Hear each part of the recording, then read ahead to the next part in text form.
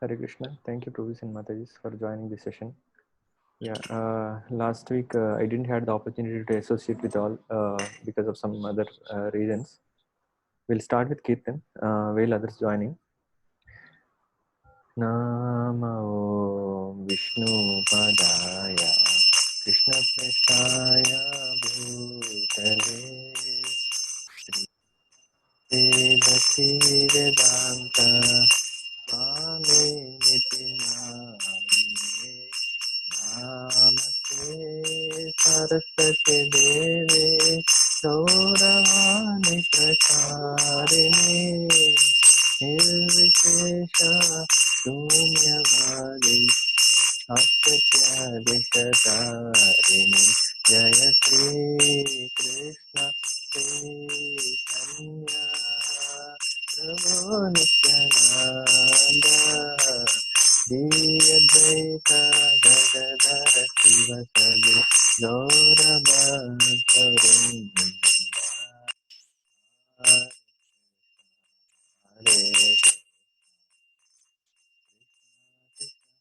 Hare Hare Rama Rama Rama Hare Hare Hare Narayana Namo Krishna Yadavaya Namaha Yadavaya Madhavaya Keshavaya Namaha Gopal Govinda Ram Srimati Sudana Giridhari Gopinath Madana Mohana Shri Chaitanya Nityananda Shri Advaita Sita Hari Guru Vaishnava Bhagavata Gita Sanatana Bhatta Raghunatha Diviva Gopala Bhatta Dasa Raghunatha Hare Krishna, Krishna Krishna, Hare Hare, Hare Ram, Ram Ram, Hare Hare, Hare Krishna, Krishna Krishna, Hare Hare, Hare Rama, Hare Rama, Rama Rama,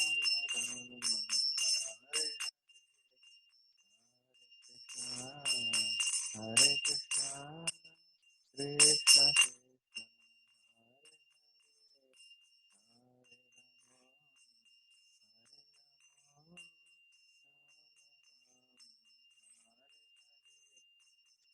Jagannath, Jai Jagannath, Swami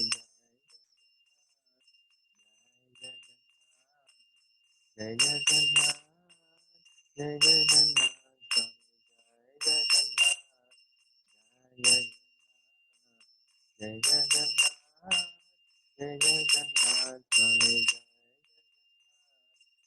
Jai Baladeva, Jai Baladeva, Jai Baladeva, Swami Jai Baladeva, Jai Baladeva. Jai Baladeva, Jai Baladeva, Swami Jai Baladeva, Jai Subhadra, Jai Subhadra, Jai Subhadra Mate, Jai Subhadra, Jai Subhadra, Jai Subhadra, Jai Subhadra Mate, Jai Subhadra, Jagannath Swami Nayana Patagami Nayana Patagami Bhavatume Jagannath Swami Nayana Patagami Nayana Patagami Bhavatume Jagannath Swami Nayana Patagami Nayana Patagami Bhavatume Jagannath Swami Nayana Patagami Nayana Patagami Bhavatume Nitai Gaurango Nitai Gaurango Nitai Gaurango Gaura Hari Nitai Gaurango Nitai Gaurango Nitai Gaurango Gaura Hari Jai Sachinandana Jai Sachinandana Jai Sachinandana Hare Jai Sachinandana Jai Sachinandana Jai Sachinandana Gaura Hare pavana patita pavana patita pavana gaura hari patita pavana patita pavana patita pavana gaura hari Hare Krishna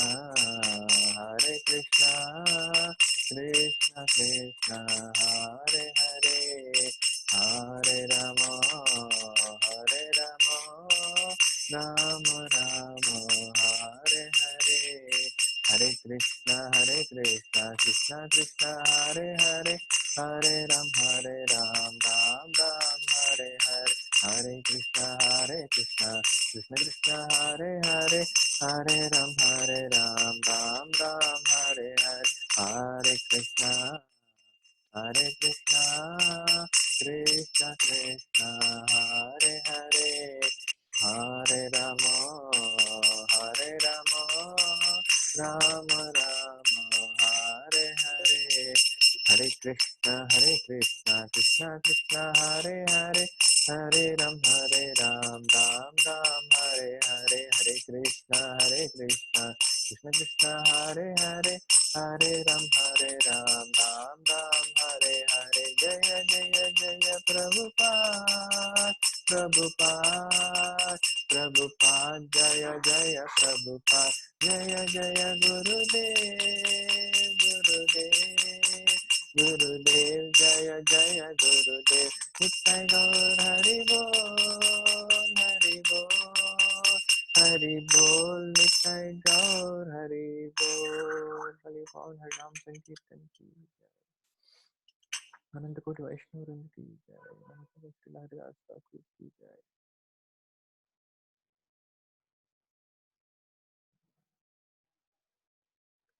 Mukumpuritla Shivacharam Pangam Langaitam Girim Yatrupam Tamam Vande Tigurudem Dharanam Paramanandamaram Sri Chaitanya Mission Apitra Pavitra Sarva Sangha Rupu Yasmarit Pundari Kaksha Bhyankala Shuchihi Sri Vishnu Sri Vishnu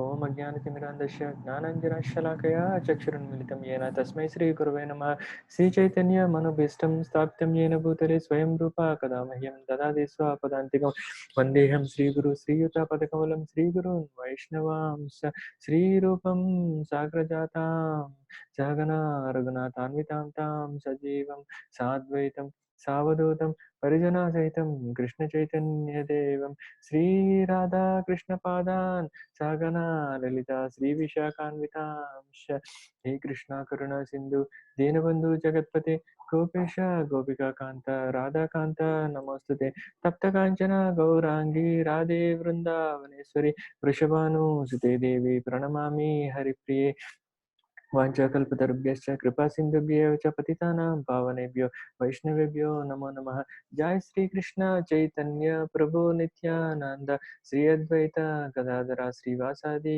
गौरभक्तवृंद हरे कृष्णा कृष्ण कृष्ण हरे हरे हरे राम राम राम हरे हरे नारायण ओम नमो भगवते वासुदेवाय ओम नमो भगवते वासुदेवाय ओम नमो भगवते वासुदेवाय नारायणं नमस्कृत्यं नरं चैव नरोत्तमं देवीं सरस्वतीं व्यासं ततो जयमुदीरये नष्टप्रायेषु अभद्रेषु नित्यं भागवत सेवया भगवती उत्तमश्लोके भक्तिर्भवति नैष्टिके कृष्णाय वासुदेवाय देवकीनन्दनाय च नन्दगोपकुमाराय गोविन्दाय नमो नमः नमः पङ्कजनाभाय नमः पङ्कजमालिने नमस्ते पङ्कजाङ्घ्रे नमः पङ्कजनेत्राय नमस्ते पङ्कजाङ्घ्रे नमो महावदन्याय कृष्णप्रेमप्रदायते कृष्णाय कृष्णचैतन्य नाम्ने गौरतिशे नमः नमो ब्राह्मण्य देवाय गोब्राह्मणहिताय च जगद्धिताय च कृष्णाय गोविन्दाय नमो नमः नमो विष्णुपदाय कृष्णप्रेष्ठाय भूतले Shrimati Bhaktivedanta स्वामिनिति नामिने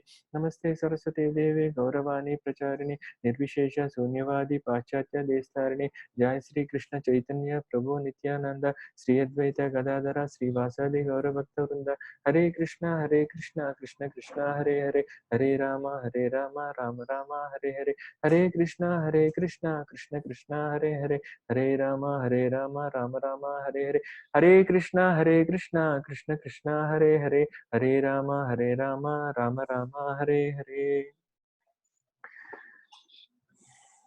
Magam Guru, Vachalam Pangam Langatim Grim, Samandi Sri Guru, Dinakaram, Paramanam Madam, Sri Chaitanya Vitra Pavitra Sarvastanga Vesmarit Pundrika Shapashyantara Shuchihi Sri Vishnu Sri Vishnu Sri Vishnu. Hare Krishna Prabhus and Matajis, thank you for your association. I was actually not feeling well today also, but I was really missing the sessions. You know, it's a kind of, it is said by my Shiksha Guru that, you know, these sessions are for purification of the person who is preaching than for the purification of the people who are listening. So I am really grateful for your association and attending the sessions. You know, as I said, it is kind of, you know, it gives better purification for the preacher than you know, people who are there listening to this discussions, right? Yeah, Rayati Mataji, again, very many happy Krishna conscious birthday wishes to your son. So did you record, Mataji? Hare Krishna, Rayati Mataji. Prabhuji, please. Yeah, did you record, Mataji, the birthday celebrations? No, actually we didn't have that cake cutting, so I didn't record it. Okay, Mataji. Okay, that's fine. If not cake cutting, maybe you might have. You said you give harati, but this is a very good thing that you mentioned. Yeah, that you should have recorded, Mataji. But anyway, so usually it's a good thing that, you know, at least I'm hearing some people saying that we don't do cake cutting. I'm not against cake cutting, but yes, we need to refrain from ourselves from kind of you know, cake made by using egg. That's absolutely, you know, it's a very good thing that when you said over the chat that you don't get any food or prasadam from outside, I was kind of very happy listening to that. Yeah. Thank you. Yeah, luckily, you know, we've got such a nice devotees in the group. And Anand Prabhu, do you want to share how the celebrations happened in Shilpa Mataji's house, Laddu Gopalji's welcome? Because I wanted to personally present, but because of, you know, Maya attacked, and then I had to kind of be in the, you know, pulled by one of the ropes by the three modes of material nature. So Anand Prabhu, you want to share any, how it was celebrated, and how you have been welcomed, because ours is one of the Bhakti Vriksha group, right? Out of 7, ours is one of the groups. So you must have sensed how a devotee welcomes others, and how, you know, jubilantly the celebrations are made. Do you want to give a brief description of how it happened? Yes, Prabhuji, Hare Krishna. Hare Krishna. Actually, I was also pulled by Maya just now. I just thought I would sleep for 5 minutes, and I slept for half an hour. Hare Krishna. Then hurriedly, I bathed and put the lamp and came back here. Thank you, Prabhu. Thank you for joining the session.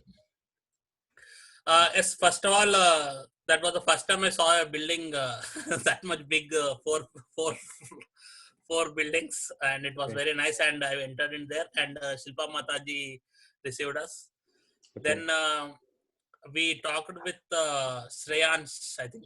Yeah, Shreyans, Shilpa Mataji's nice son. Yeah. Shreyans Prabhuji. Yeah. Yeah, and we were we didn't understand how much that small boy was speaking that much clear English, and in his eyes also there was some kind of brightness which I found. Okay, Hare Krishna. I'll tell you. You can go on. I mean, I'll tell you at the end. The reason are the what are the root causes for this kind of the you know, whatever extra features that these kids have. I will tell you. I mean, just go on, Prabhu. I'll. Yeah. So I talked with him for some time. Not some time. I talked with him for 10-15 minutes. Shreyans, and then I talked with his some other boy was there. I talked with him also for 5-10 minutes. Okay. And then Hirananda Prabhuji came. I kept dandavat for him, and I was very happy to see him face to face. And I said that I came only for you, because really I came for him. I went to see him only directly. Yeah. And I was very nice. Yeah. And I and nice prayers were going on. I sat at the front, and my wife and my neighbor also came. Oh, Haribol, Yeah, Haribol. yeah, yeah. They also first time they did Abhishekam for Krishna. Haribol. Even I also did first time Abhishekam for Krishna. And Okay.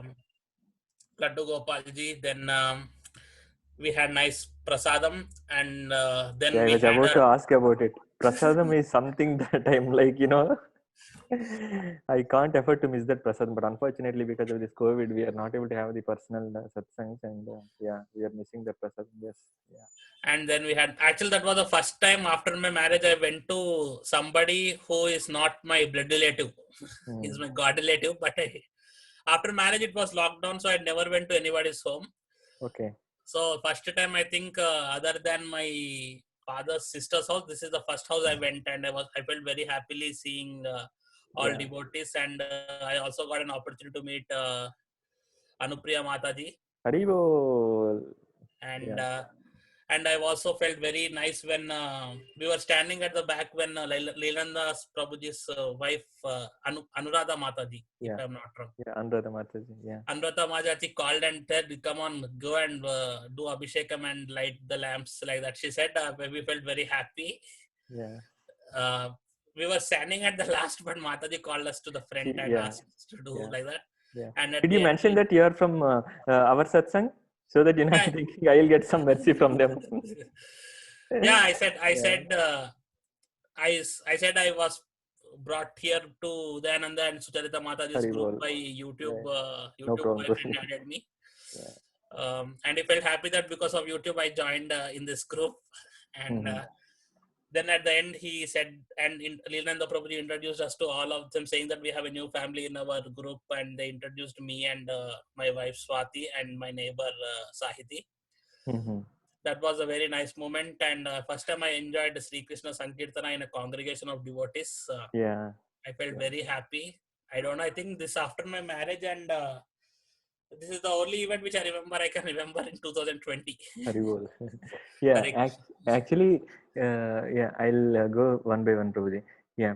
First, before I say anything, I should offer my respectful obeisances to Leland Prabhuji and Anuradha Devidasi Mataji. They are so merciful, Prabhuji. So once you see it, I can tell you that is how devotees will be. And you have seen just a what I would say, you just have seen celebration in the house. You should go to the VSK and then see the celebration, how it happens in the farmhouse. And yeah, I mean, Leland Prabhuji is very, very merciful. It's like, um, whenever I mean, in the material world, more than our relations, the devotee should be a better relations, Prabhuji, I can tell you. I mean, whenever I get any problem, right, I just remember Leland Prabhuji. I just remember Leland Prabhuji. And at times I call him. And when I call him, if I have a problem, I mean, once I had really was hit by a very big problem. Maybe it was a big problem for, it sounded like a big problem for me, but may not be, it's a big problem if you really look at it. And he spent almost 2 hours to just console and, kind of tell that, Prabhuji, it's not a problem. And he tried to mentor, and then, I mean, you can, and Leland Prabhuji is merciful. Anumataji is super merciful, I can say.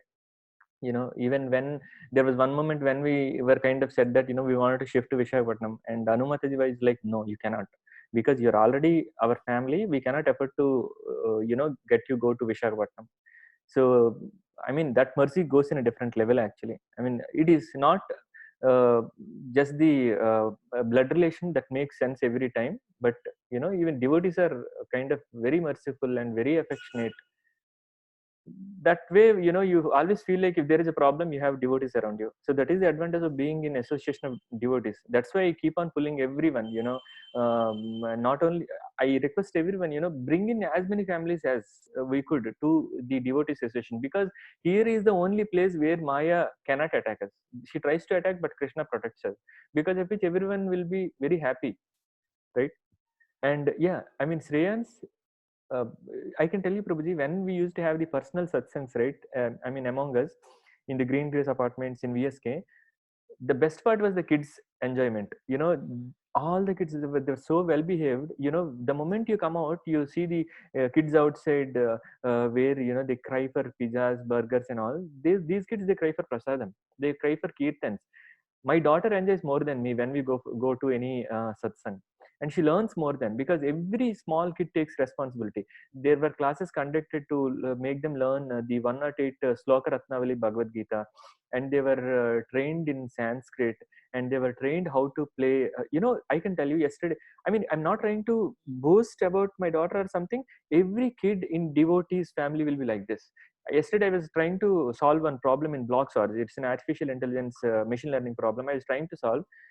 More than me, my daughter was doing it faster. I mean, not the problem, the game she was it's like she's moving very quick. All these things, I can tell you, Prabhuji, Krishna gives this intelligence and energy. And if you have yesterday I was listening to one of the class that my daughter was attending. The story goes something like this. So there is a tree. On the tree there are small birds, the small chicks rather, we call them, right? Small chicks were there, and there are 3 4 nests. Each nest belongs to one of the bird. One belongs to a crow, and another belongs to a sparrow, and another belongs to some other bird. And nearby there is another tree, where the tree leaves were all, leaves were not there. It was dry tree, and there is no proper nest also. In that kind of a small nest there is a vulture living, and that vulture is very old, and she's like half blind. She can't even see what's going on around, and without food she was suffering. Whatever she gets, maybe once in a week, she used to eat. So what happened was, the crow and the sparrow were there, right? One sparrow looked at her, and she was kind of little compassionate towards the vulture. Then she started talking to other birds, the crow, and let's say the other bird is a parrot. So she started talking to them, saying that let's bring the vulture also, because she's very old and she's not getting food also. So we can make a nice nest for her and bring her over here. Once we bring her over here, maybe she can even, kind of a watchdog for our small birds also, she says. But other birds kind of disagrees. But finally, at the end, the sparrow could convince both the crow as well as parrot. Then finally they agree. They go to the other tree, and then they sit there and then they starts talking to her, saying that, that ulcer's name is Durjati. So they say, Durjati, why don't you come and stay with us, because anyway you are half blind, you cannot see. Whatever fruits and nuts, listen, it's fruits and nuts, whatever fruits and nuts we can bring from outside, we will kind of give you, and we will make a nice nest also for you, so that you can aram say live, uh, uh, not suffering any catastrophic occurrences, they'll say. Then she's like, okay, I can do that karke. Then they give the date the next day, for her to come and stay with them. Now the sparrow, parrot, and crow comes back to the tree, and then makes one nice nest for the Durjati, the vulture, old vulture. And they make nice nest.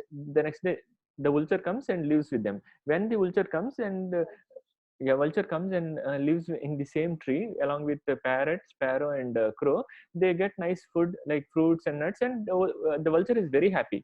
Over time, what happens is, there is a cat.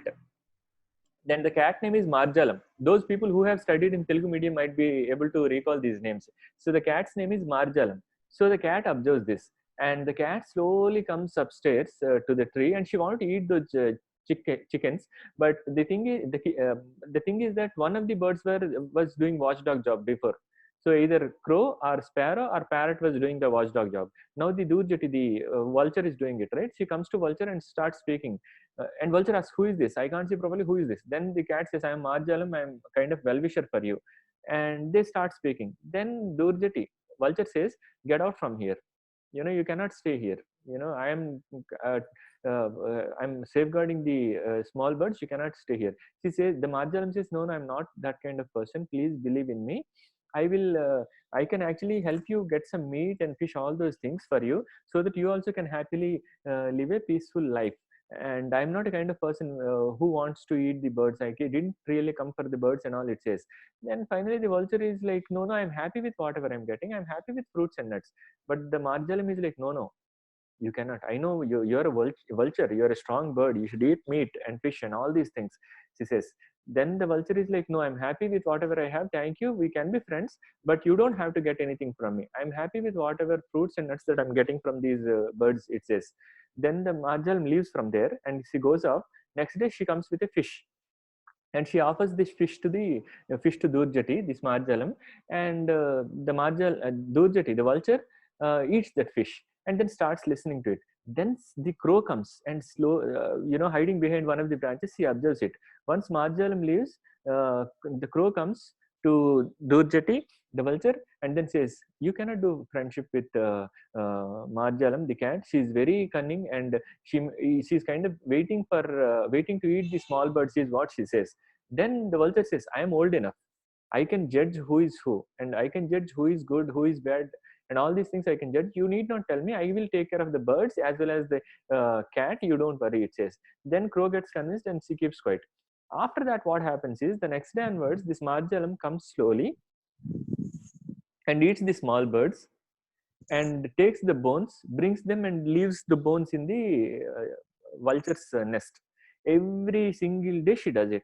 Finally, almost all the birds were killed. And the crow, sparrow, and parrot were they were so surprised. What's happening to these small chicks? What's happening? They were like so in distress. And finally, they come to vulture and then ask, "What's happening around? Are you eating? I mean, we are giving you nice accommodation here. Despite of all this, you're eating our birds," it says. Then Durjat is like, "No, no, I don't do that." Karki, she stands up. The moment she stands up, the other birds could see the bones. Right? Then they think that thinks that Durjat is the one who has eaten away all the birds. And then finally, they kind of throws that Durjat away from their tree. And so if you observe, what is the synopsis of the story? The synopsis of the story is, you may be good even if you take birth as in a family, in a Kshatriya or Shudra family, where the rituals, where the daily regulations are not good. But if you make friendship with good people, or in good association, you will definitely become good. But on the other hand, having taken birth in Brahmana's family, but I make a friendship with bad people, it's like it's gonna go for a toss, right? At the end of the day, we have to suffer. That is why it is very, very important to choose our association, right? This is what happens when we go to congregations in satsangs, and the kids are the ones who are tomorrow's future, right? So we need to make sure that they get very good association, right? So that is one important thing that we should remember. That's why when you say Shreyans is very talented, yes, you should look. Shreyans is very talented. At the same time, if you look at other devotees kids also, then you will understand like what a blissful time that the kids in devotees family are gonna have. So that is the advantage. Yeah. So yes, and about and I'm very thankful to you, Prabhuji. You went with your family and you took your neighbors. That is how we should do celebrations. That is why actually I was asking Gravity Mataji about the birthday celebration video. We wanted to celebrate together, but unfortunately we could not. So we wanted to kind of have a virtual view of how it has been celebrated, right? Yeah. So you have to go with family to satsangs. And yes, kirtans and prasadam, they go hand in hand. Kirtan, see, if you look at it, what are we in need of? We are in search of happiness, right? What are the two major needs? One is the need from the stomach, and another one is the need from the mind, right? Mind gets pacified and will be in ecstatic happiness, and literally it will be in blissful situation only when it listens to Harinam, right? And prasadam, of course, it is the tongue gets pacified, and I think nothing can match Krishna Prasad in during this satsang. So I used to wait before to this pandemic, but due to this pandemic, now we don't have uh, physical satsangs, and I was like literally missing the prasad. Yeah, and yes, when you're talking about you being welcomed as a new family, that is how the welcome happens. So when we went for the first satsang with Leelan and Prabhuji's congregation, there were so many. I never felt that I'm seeing them for the first time. Everyone comes and gives a hug. Prabhuji's welcome so nicely, and then you feel like home. There is no question about it. And the best part is prasadam. Even if you are full, there is one Prabhuji, Satya Prabhuji, he comes and fills your plate. He tells, okay, it's okay. One day you can relax. There is nothing to worry. Have more. So like that, you do duck walk. Prabhupada says, you should eat prasadam the way once after eating prasadam, you should walk like duck, right? How duck walks with tummy full, right? So like that. Yeah. So every single family that gets added to the congregation, as long as they choose to live in this congregation, they will have very blissful time. It's not just the family who joins in the congregation. even the family who welcomes will have a blissful time because of the new joiners, right? That's why, you know, it is very important to live in association. Yeah, and thank you, Anand Prabhuji, for sharing the thoughts. Thank you very much, and thank you Yeah, for yes, Prabhuji. Even my wife was telling, "Arey, do you know them from many days?" I said, yeah, "This this is is the good. first.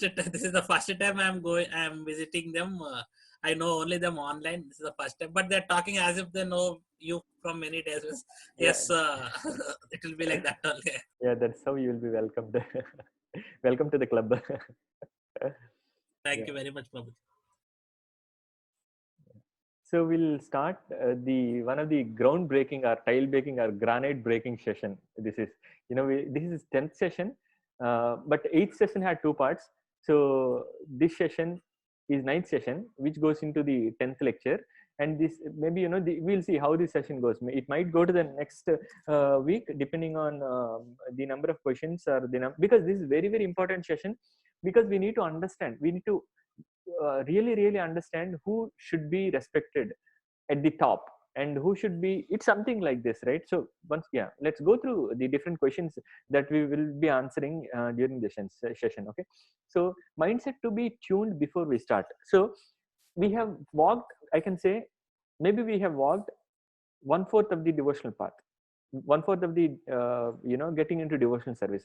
Till now what we have done is we have kind of acquainted with what are the what is the right source, right? Who can actually give us the right direction and in terms of understanding God, right? So first, mindset to be tuned before we start. So we'll answer these questions during this session. Is service and praise with difference a mark of respect or disrespect? We'll understand everyone, every single sentence in this better. Don't worry about the English. Is universality determined by one's belief to accept or by the universal principles? Right? What is the problem living with many paths and beliefs? So we'll try to understand what is the real problem if we follow too many paths.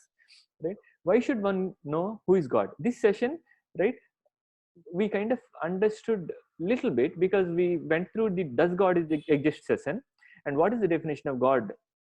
Is he exists? This thing we understood, right? So the second, the one before, why should one know who is God? It would kind of a continuation for this, right? And this does God exist? We already did this session, right? And which person has the qualification to declare anyone as God? So can anyone declare anyone as God? No, right?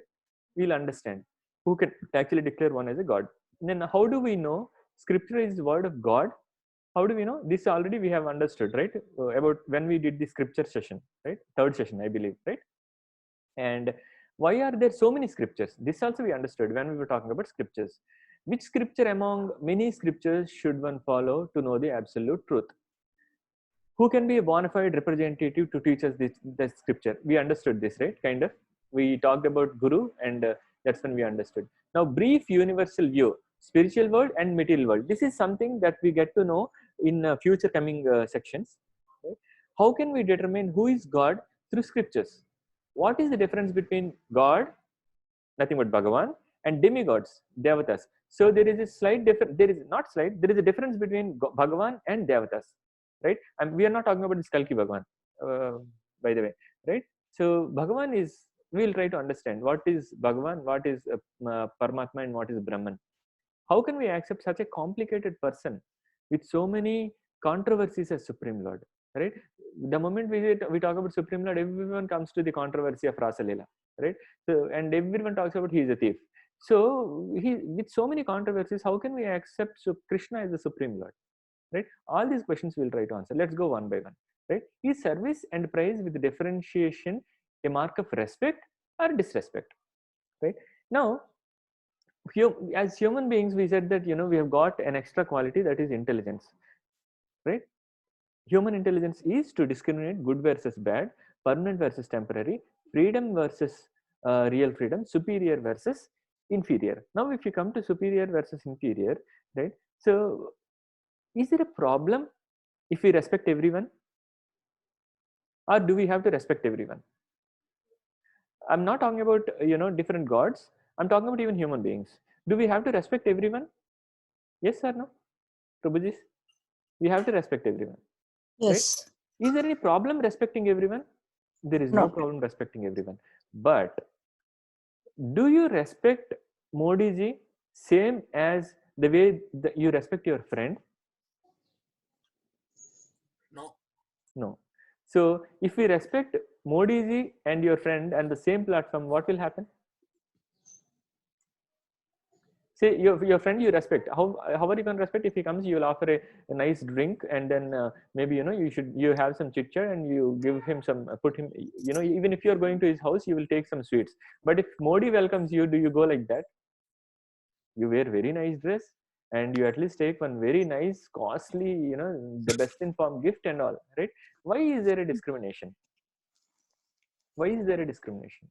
What causes us to give more respect to prime minister compared to maybe our acquaintee or a neighbor sitting in our beside our house? What makes us uh, differentiate, give different respects to these two people?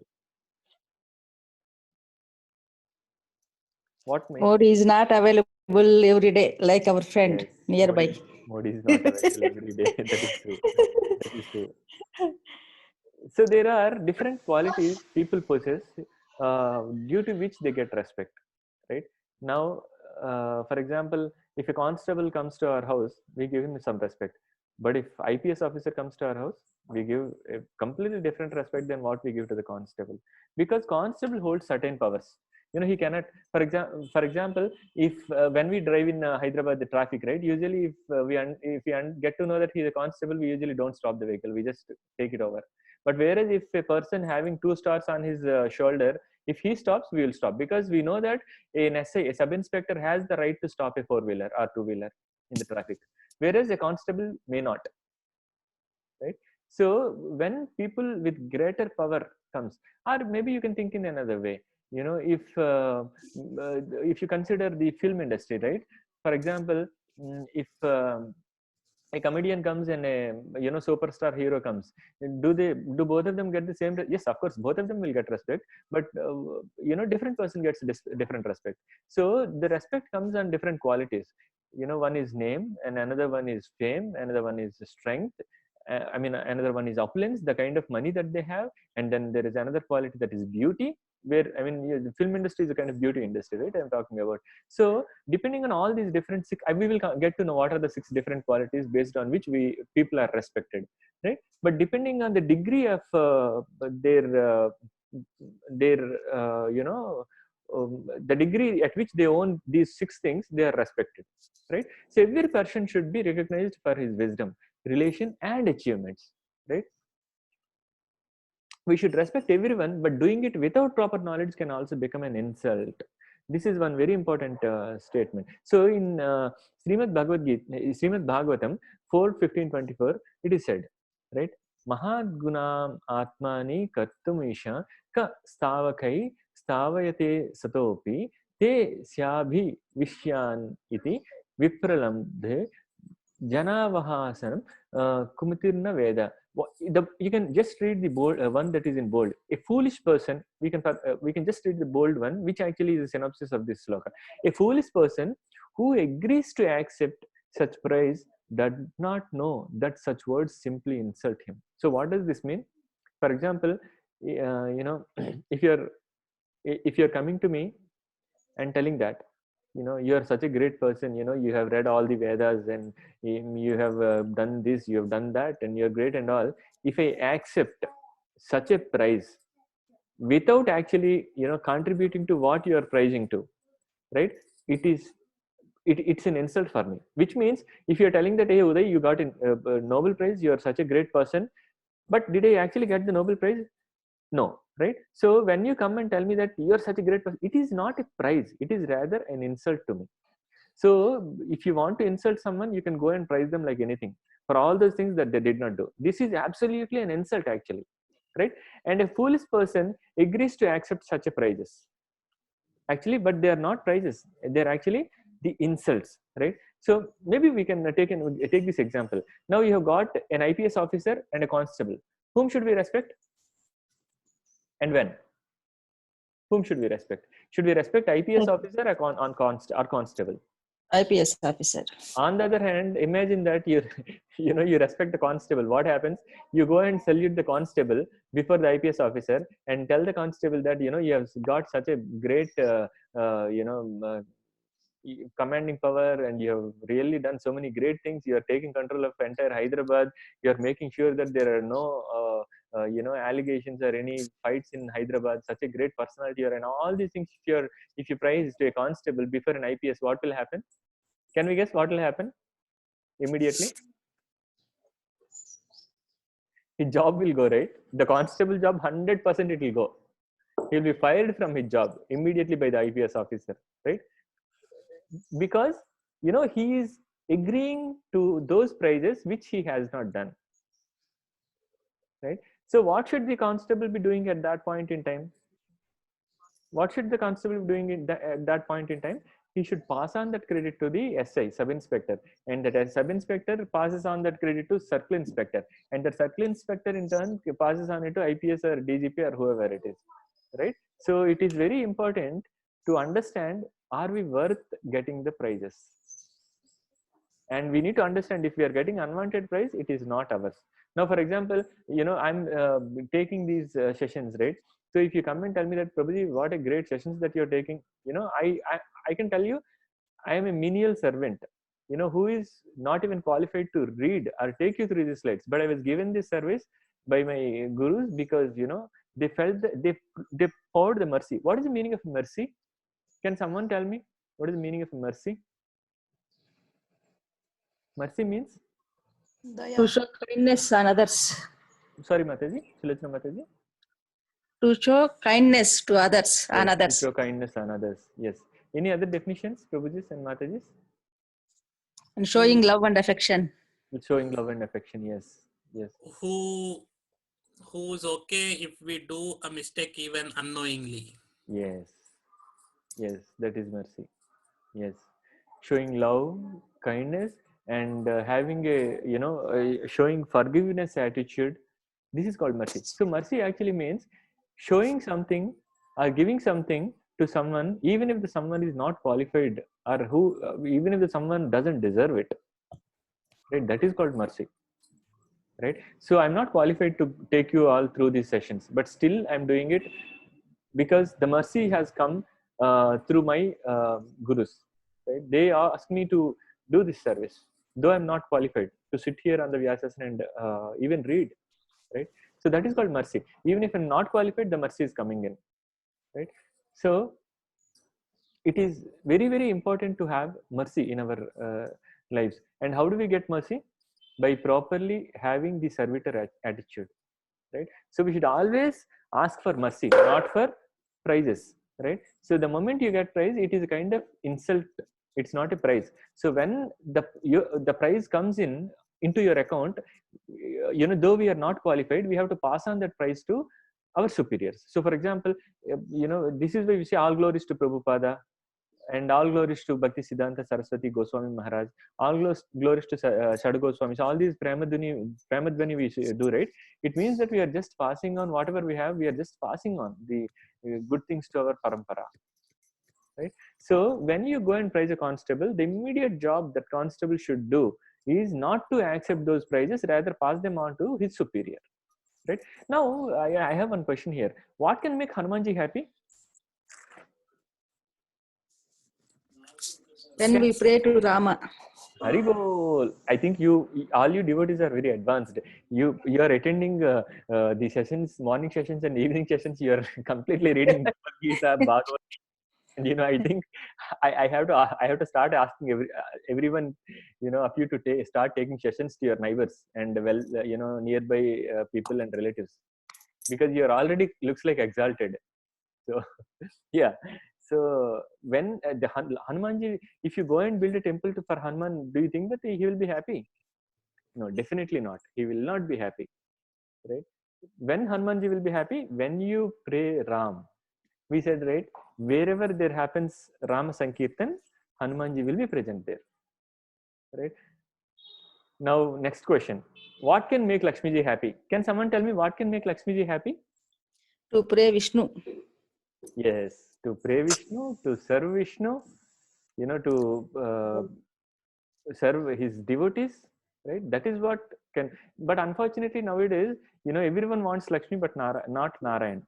There is a Lalita Sahasram Puja, there is a, Varalakshmi Vratam, and all these things are there. But when, there is nothing wrong in doing that, because she is the goddess of fortune, and she's, form of Radharani, right? There is nothing wrong in doing it. But when we are doing it, we should all remember that we have to pray Narayana also, and Narayan should be the first one. In fact, it comes here, right? So what does Lakshmi do? She does 24/7. She actually, massages Lord Vishnu's feet. In addition to, preparing prasadam and offering prasadam, offering tambulam and all these things, whenever she doesn't even waste one single second. What is that one single fraction of second is used for? Only for the for glorification of the Lord. Actually, in fact, there is, I saw one person's status message. What it says is, this life is for glorification of Hari, and if you're not glorifying Hari, there is no difference between a life and dead body, right? So this is exactly what is shown by the relation between Lakshmi and Lord Narayan, right? So who should be respected first? Narayan. Who should be respected first in case of Hanumanji? Ram. Who should be respected in case of, the constable and IPS? IPS, right? Now, in fact, there is, in fact, this sloka clearly, Bhagavad Gita 9.23, it clearly says, those who are devotees of other gods, Krishna says, those who are devotees of other gods and who worship them with faith actually worship only me. What does this mean? Those who are devotees of other gods and who worship them with faith actually worship only me, O son of Kunti, but they do so in a wrong way. So if you are trying to go and serve other gods, there is nothing wrong. But what happens? Ultimately, you are just serving the Supreme Lord, because, as we said, the credit goes in parampara and finally stops at Radharani and Krishna. So if you are serving some demigod or other gods, where does it go and stop? It goes till Lord Narayan. But is it going in right direction? Let me ask you one question. So when you are pouring water to the, let's say there is a big there is let's say one big coconut tree, right? So will you pour water to the roots of the coconut tree or to the leaves of the tree? Roots of the coconut tree. So when you pour water to the roots of the tree, can you say that this branch is not left watered? When you pour water to the roots of any tree, can you tell that this small leaf, as it is completely at the end of the tree, this has not been watered? Can we say that? No, because when you pour water to the root of the tree, that goes to every leaf and twig of the tree. Right? I can give you one another example. If why Krishna is saying that the people who are devotees of other gods are doing it in a wrong way. Why is Krishna saying this? For example, if we put rice and dal, instead of putting it in mouth, if we put it in ear, is it gonna get digested? It would rather cause more damage, right? Okay. So Vedic society respected contribution of every varna, Brahmana, Kshatriya, Vaishya and Shudra. But there was a hierarchical code to run the society. Even in the society, we have this, level of respect, right? So what is Varnasrama Dharma? We have got these 4 Varnas, right? Of course, now, Kalavu, Sudra, Sambhava. In Kali Yuga, everyone is Sudra. There is no one called Brahman, no one called Kshatriya, no one called Vaishya. Everyone is Sudra. Kalavu, Sudra, Sambhava, right? But in those days, there used to be this Varnasrama Dharma. So the society is clearly different, divided into 4 different Varnas, right? Brahmana, Kshatriya, Vaishya and Shudra, right? So if you look at this, how they represent this, Brahmanas represent the head. If you look at the body, Brahmanas represent the head, and Kshatriyas, they represent the limbs, right? And Vaishyas, they represent the blood veins and blood cells and everything, because they take care of all the transactions that happen in the society. Without blood, can the body survive? No. Now Shudras are the legs, right? Now let me ask one question. Without legs, can a person walk? No. Without blood or veins, can a person survive? No. Similarly, without hands also you cannot survive, right? To eat and all, of course you can survive, but it is not a completely, it is not a good life, right? So without head, can we survive? Maybe with in the absence of all other things, we can survive a little bit, but with the absence of head, I can't tell you what will happen, right? That's why head is respected the most. That's why we wear helmets when we drive, though we don't wear other safeguards, but we wear helmet to make sure that the head is safeguarded, right? So that is the reason why Brahmanas, or the head part, is respected at max, and then Kshatriyas comes, then Vaishyas, then Sudras. So even Varnasrama Dharma, you have got this different levels of respecting this thing, right? So yeah, Prabhus and Matajis, if you have any questions, please stop me. This is a lesson which actually strengthens our belief in the Supreme Bhagavan, right? Now Krishna says in Bhagavad Gita, what is he? Chaturvarnam maya sreshtam gunakarma vibhagasa tasyakartam api mam vidya Vidyakartaram Avyayam. What does it say? According to the three modes of material nature and the work associated with them, the four divisions of human society are created by me.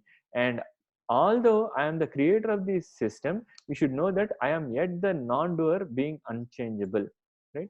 So what he's saying is all the four different societies or the Varnasrama Dharmas were created by him, the Supreme Personality of Godhead. Right? So what I wanted to emphasize here is, we need to know whom to respect and when to respect, and at what degree we should respect, right? So we have got, and coming to the next section, the serving guru is most important. Now, does it mean that we should respect only guru, right? A disciple should worship guru like God, but not as God. So understanding the tattva is important. So what does it mean? Disciple should worship guru like God, but not as God. There is a difference between like and as, right? We should worship guru like God, but not same as God. Now we'll understand further about this also, right? Guru should not think he is God. So if someone is coming and telling you that I'm God, then you can simply say that he cannot be a guru, because what is the duty of a guru? The guru's only purpose and duty is to connect the soul and super soul. That is the duty of a guru, right? So guru clearly says, I am the servant. Even Prabhupada says, right, I am the servant of the servant of the servant of the Gopi Padakamala Dasanu Dasanu Dasa, right? Even Bhaktivinoda Thakur says in many of his writings, I am Gopi Padakamala Dasanu Dasanu Dasa, he says, right? So why do all these gurus in Parampara saying that? They have very clear understanding, right? Difference between God and guru. If someone is coming, some guru or some Baba or Amma is coming and telling you that, I'm God, you can simply say that they cannot be gurus. They're not qualified to be gurus, right? Guru clearly knows that he is the servitor of the Supreme Lord, right? Guru accepts respect to teach his disciples how to respect God. See, this is very important. Prabhupada used to say, Guru accepts respect. Why he accepts respect? He accepts respect to teach his disciples on how to respect God. That is more important here. Guru is never addressed as God or Bhagavan. This is very much Bhagavan. This word Bhagavan, it is coming again and again. We'll understand what is Bhagavan. The difference between Bhagavan, Paramatma, right? Now, what makes a guru happy? Serving him or serving God? What makes a guru happy? We came to know about, we came to know about this in Who is Guru, right? What makes a guru happy? Serving God. Yes, very well. So when you go to yatras, right? When you go to yatras, at times, I mean, definitely Guru Maharaj will be, you will not have access to Guru Maharaj, but in case you get access to Guru Maharaj and you go and give them some donation or a kind of, some money or something in a cover, they will, in their entire lifetime, they themselves will not open that cover. Do you know? They will not open your cover. What they look at is, with what intent or with what kind of servitory attitude that you're giving them the cover is what they will. Even if you don't have any money inside the cover, they will take it, and they will never ever open it in their lifetime. I can tell you that. I personally observed. At the same time, I came to know about this from my senior god brothers and god sisters. He will never ever open it. That cover will be opened by one of his personal secretaries or the senior god brothers, and then he's not even going to ask how much is there. He's least bothered. All that he's worried about is with what intent or with what mindset you are doing that is what all he looks at, right? So that is what a guru does. Right? Now, respecting everyone is must, but whimsically worshipping everyone as same is not respect. It is disrespect, right? As we said, if you go and respect a constable before an IPS officer, is it a respect or disrespect? It's definitely disrespect because he is going to lose his job, right? Now, to understand the difference between Brahman, Paramatma, and Bhagavan, let me give you this example. So Brahman is like effulgence of God. Say for example, if I had to take the example of has anyone gone to Tirupati by road, or any for that matter the Simhachalam or any other place? Anyone gone by road or by any train? So if you go first, what you will see is you will see the clouds, right? If you go in winter, first you will see the clouds, right? The clouds can be considered as Brahman, right? Now you go a little further inside. You see the 7 hills, right? You see the 7 hills, right? The 7 hills are like Paramatma, and Lord Venkateswara deity in the main temple is Bhagavan, right? Bhagavan is the supreme personality of Godhead, right? You can consider sun and his effulgence, right? Sun is like, if sun is supreme lord, his effulgence, this light can be considered as Brahman, and Paramatma is the one who is sitting in the heart, right? So Bhagavan is the supreme personality of Godhead. Now there is some different Kalki Bhagavan and all, they are coming. Can we call them Bhagavan, right? Can we call them Bhagavan? Even there are many other human beings who are called as Bhagavan. Can we call them as Bhagavan? No. Now what will happen if you call them as Bhagavan? Now what will happen if you call them as Bhagavan? I think in next generation, means when we did, in next Janma we will be dog. Yeah. So basically, what happens is I think. yes, Rohit, it's a disrespect to them. If they're accepting it, their job will go, right? And on the other hand, it is an insult because as it is mentioned in Bhagavatam 4.15.24, a foolish person who agrees to accept such a price does not know that such words simply insult him. So if he is accepting it, it's an insult to them. Now we see in so many TVs and movies, right? They were priced like anything for all those things that they haven't actually done. But does it mean that there does it mean that they're really having that worth? No, it is indirectly, it's an insult to them. If they're accepting it, their job will go the way the constable job goes off if you price him before an IPS officer, right? So respecting everyone is must, but whimsically worshipping everyone as same as is not respect. It is actually disrespect, right? See, when you say, do we not respect Lord Ganesh ji? Of course, we have utmost respect to Ganesh ji. So these Vinayak Chavithi and these Ganesh ji celebrations happens, right, in August month. So what do we usually do? Do you think that if you play that bass music and then dance in the that celebration, Ganesh ji will be happy?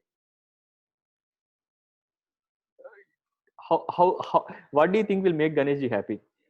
When we play that all bass music and then dance before him, right, in ecstasy, what Ganesh will think is, "Arey stupid, go and read the Vedas, because I have put in so much effort to write when Vyasadeva was dictating it, right?" So what makes Ganesh happy? Reading what was written by Ganesh, not putting some music and dancing in the pandals, right? Agree or disagree, Prabhuji and Matajis? Agree. Now with so much of so much hardship, Ganesh has written all these Vedas, and you Matas and Prabhuji, you're nicely attending morning and evening programs, and then during this Kartik Masa and then before to this Purushottam Masa, you're nicely reading it. So of course definitely it makes Ganesh happy, and of course Shiva also will be happy, because if I'm happy, definitely my father will be happy, right? So of course Lord Shiva will also be happy looking at how happy Ganesh is, looking at what we reading what he has written, right? So the best thing to make any demigod happy is to serve the Supreme Lord. Try to understand what is Supreme Lord. through what was given by him, or what was written by Ganeshji, or what was spoken by Vyas Maharaj or Sukadeva Goswami, right? That's why, actually Bhadra Purnima is over.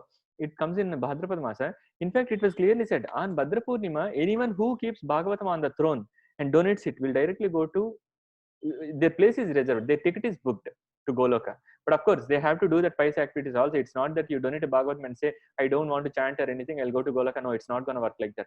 Many of us have actually, encouraged so many people. We really did a lot of service to encourage people to donate Bhagavatam during the Bhadra Purnima, because anyone who, it is said in Vedas that anyone who keeps Bhagavatam on the throne and then donates during Bhadra Purnima, it's like they have the opportunity to reach Goloka, because Bhagavatam is none other than Krishna.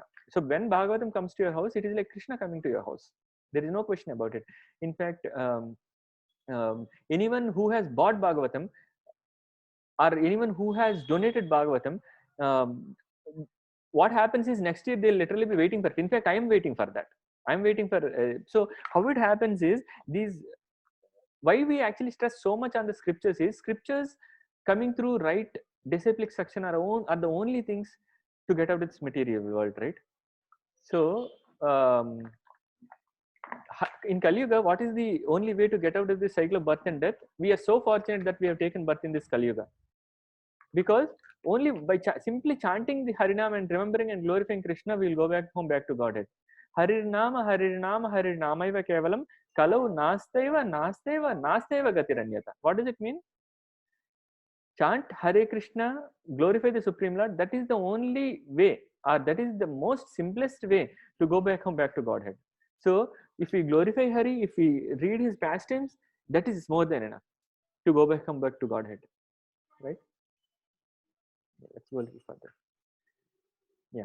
So the next question is universality determined by one's belief to accept or by universal principles?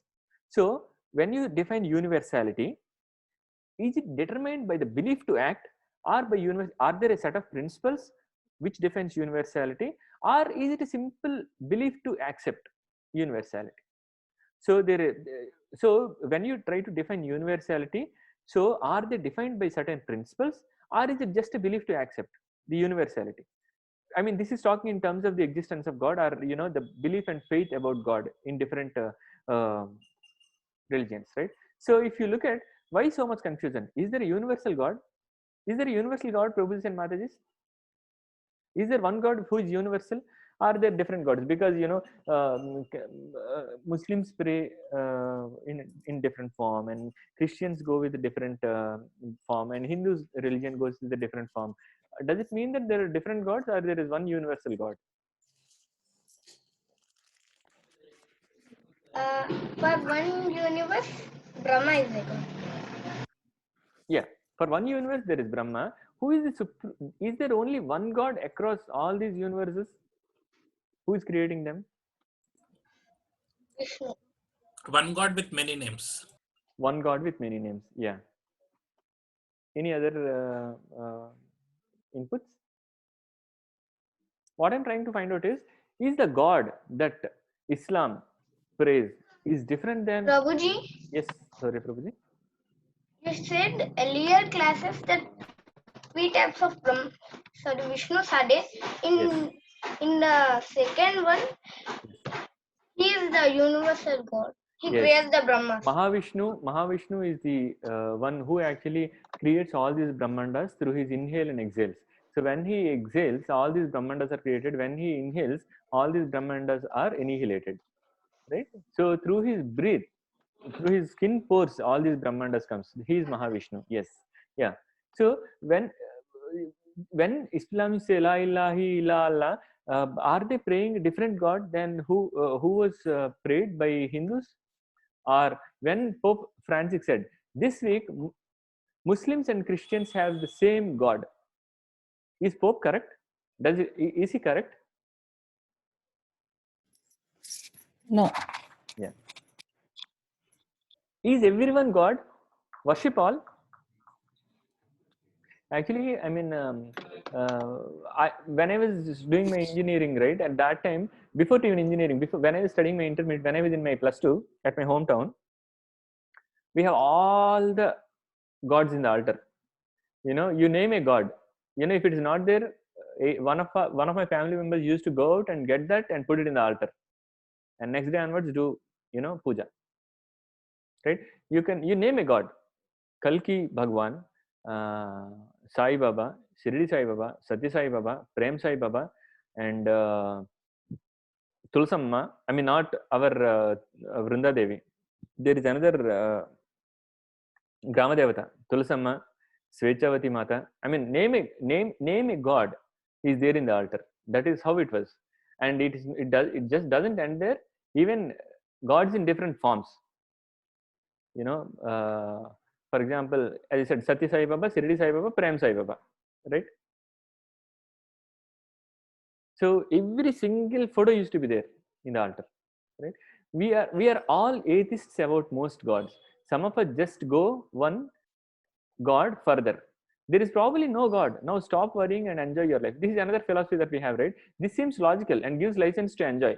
The moment you say, there is no god, there is no scripture. The moment you say there is no scripture, there is no laws of nature. The moment you say there are no laws of nature, anyone can kill, anyone can drink, anyone can do anything. But as per the moment scriptures comes into picture, it says laws of nature. Killer should be killed. End of story. You cannot kill anyone, because if you kill, you will be killed, right? So all these philosophies, they come the moment we talk about existence of god, because with god's existence, scriptures comes into place. With scriptures, guru comes into place. With gurus coming into place, he will instruct, no intoxication, no gambling, no illicit sex, and right, no meat eating, right? So the moment we have to listen to all those things, why to listen to all those things? So stop it in the beginning, which says there is no god, right? This seems logical and gives a license to enjoy, right? So now there is another say, right? God is formless. How many people agree with this? God is formless. Is God formless?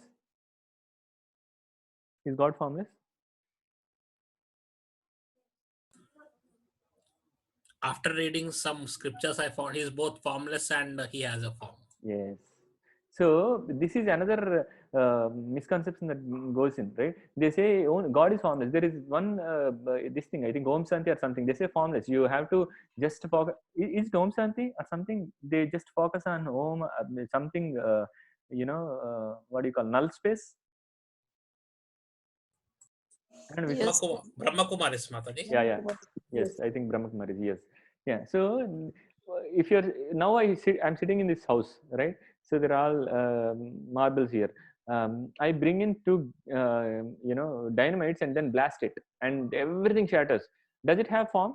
Can I say, that after blasting this house, it has got a form? No, the form is gone.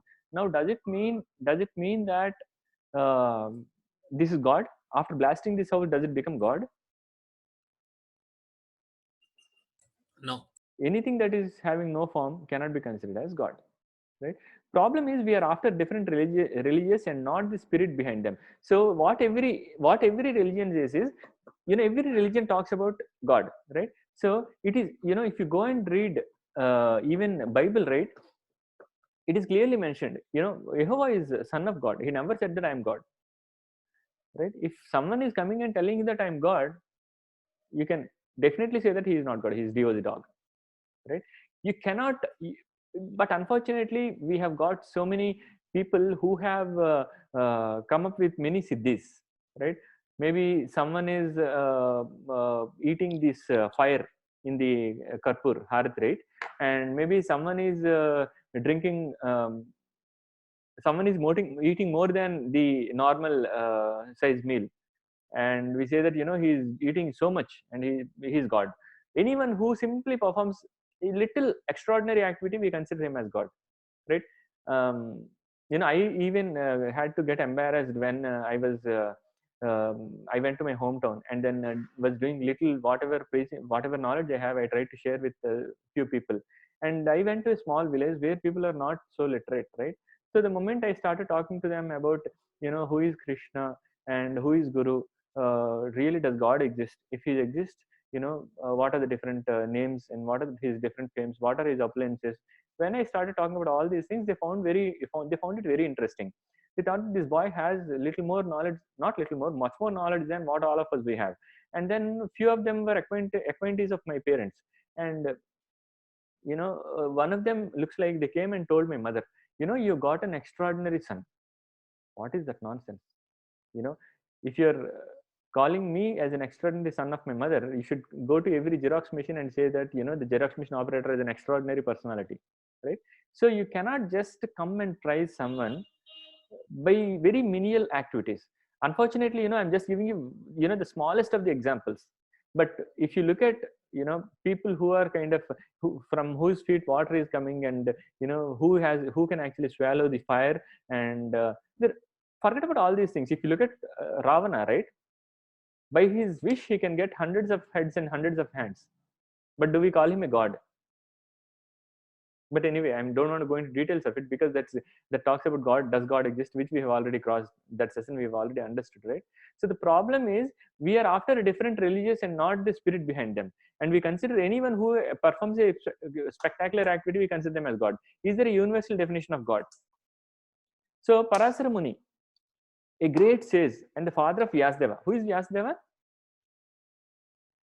He is a Sakyavesh incarnation of Lord Vishnu, who wrote all these, who actually dictated all these Vedas, right? So Parasara Muni, who is a great sage and father of Vyasadeva, gave the following definition of God. What is the definition?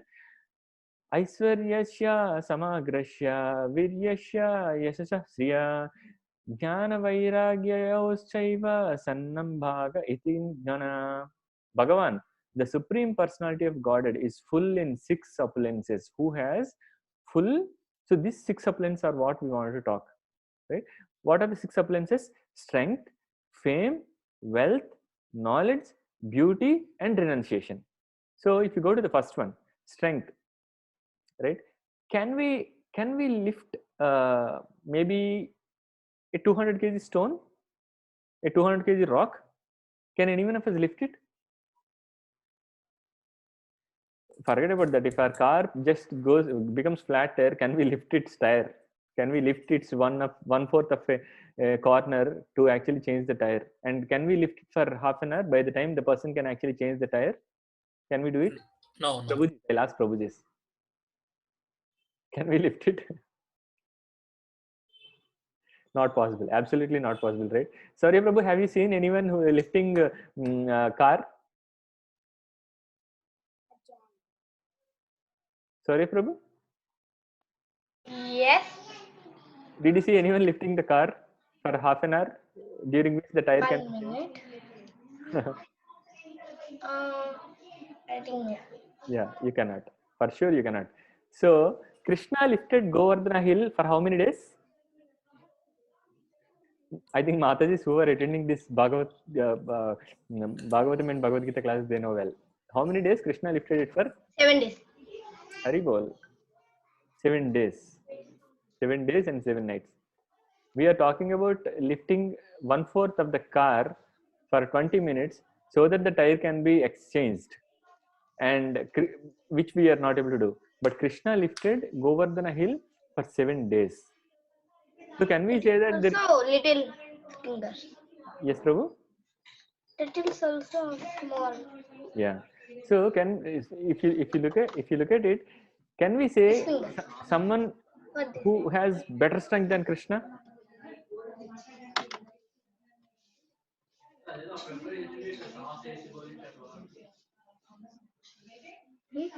No.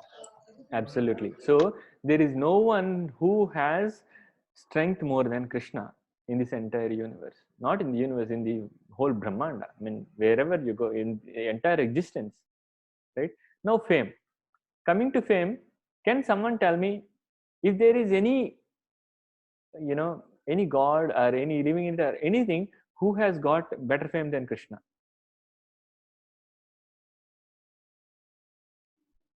We have got, so we were reading about that, right?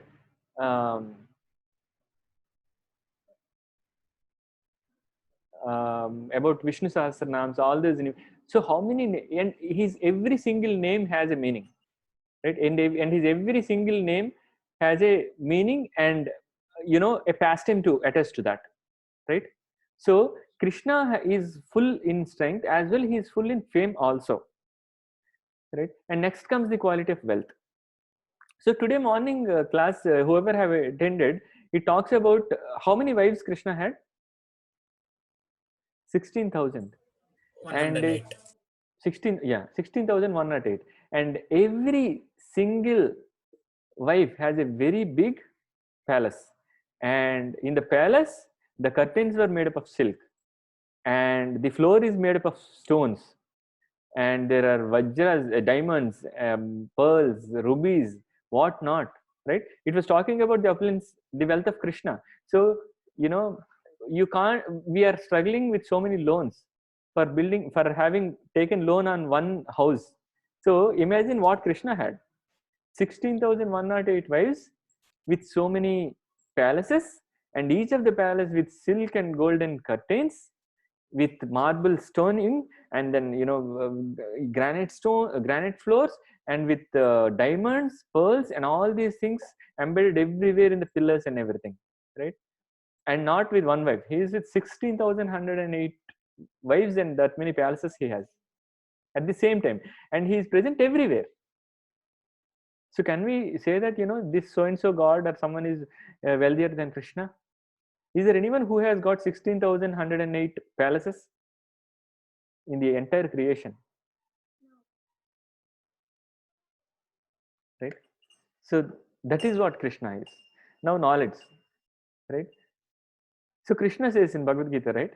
He is past, he is present, he is future, and he is absolute truth. I might have forgotten about what I have done in my past life or the life before. Forget about that. Day before yesterday, what I've eaten, I don't remember. But Krishna remembers. He is working on every single soul. He knows what a soul has done, what he is doing, and what he's going to do. Right? Can we compare the knowledge? Now beauty, right? We know about, I don't have to talk about Krishna's beauty, right? So, right? Yeah. Right? So coming to beauty, one second.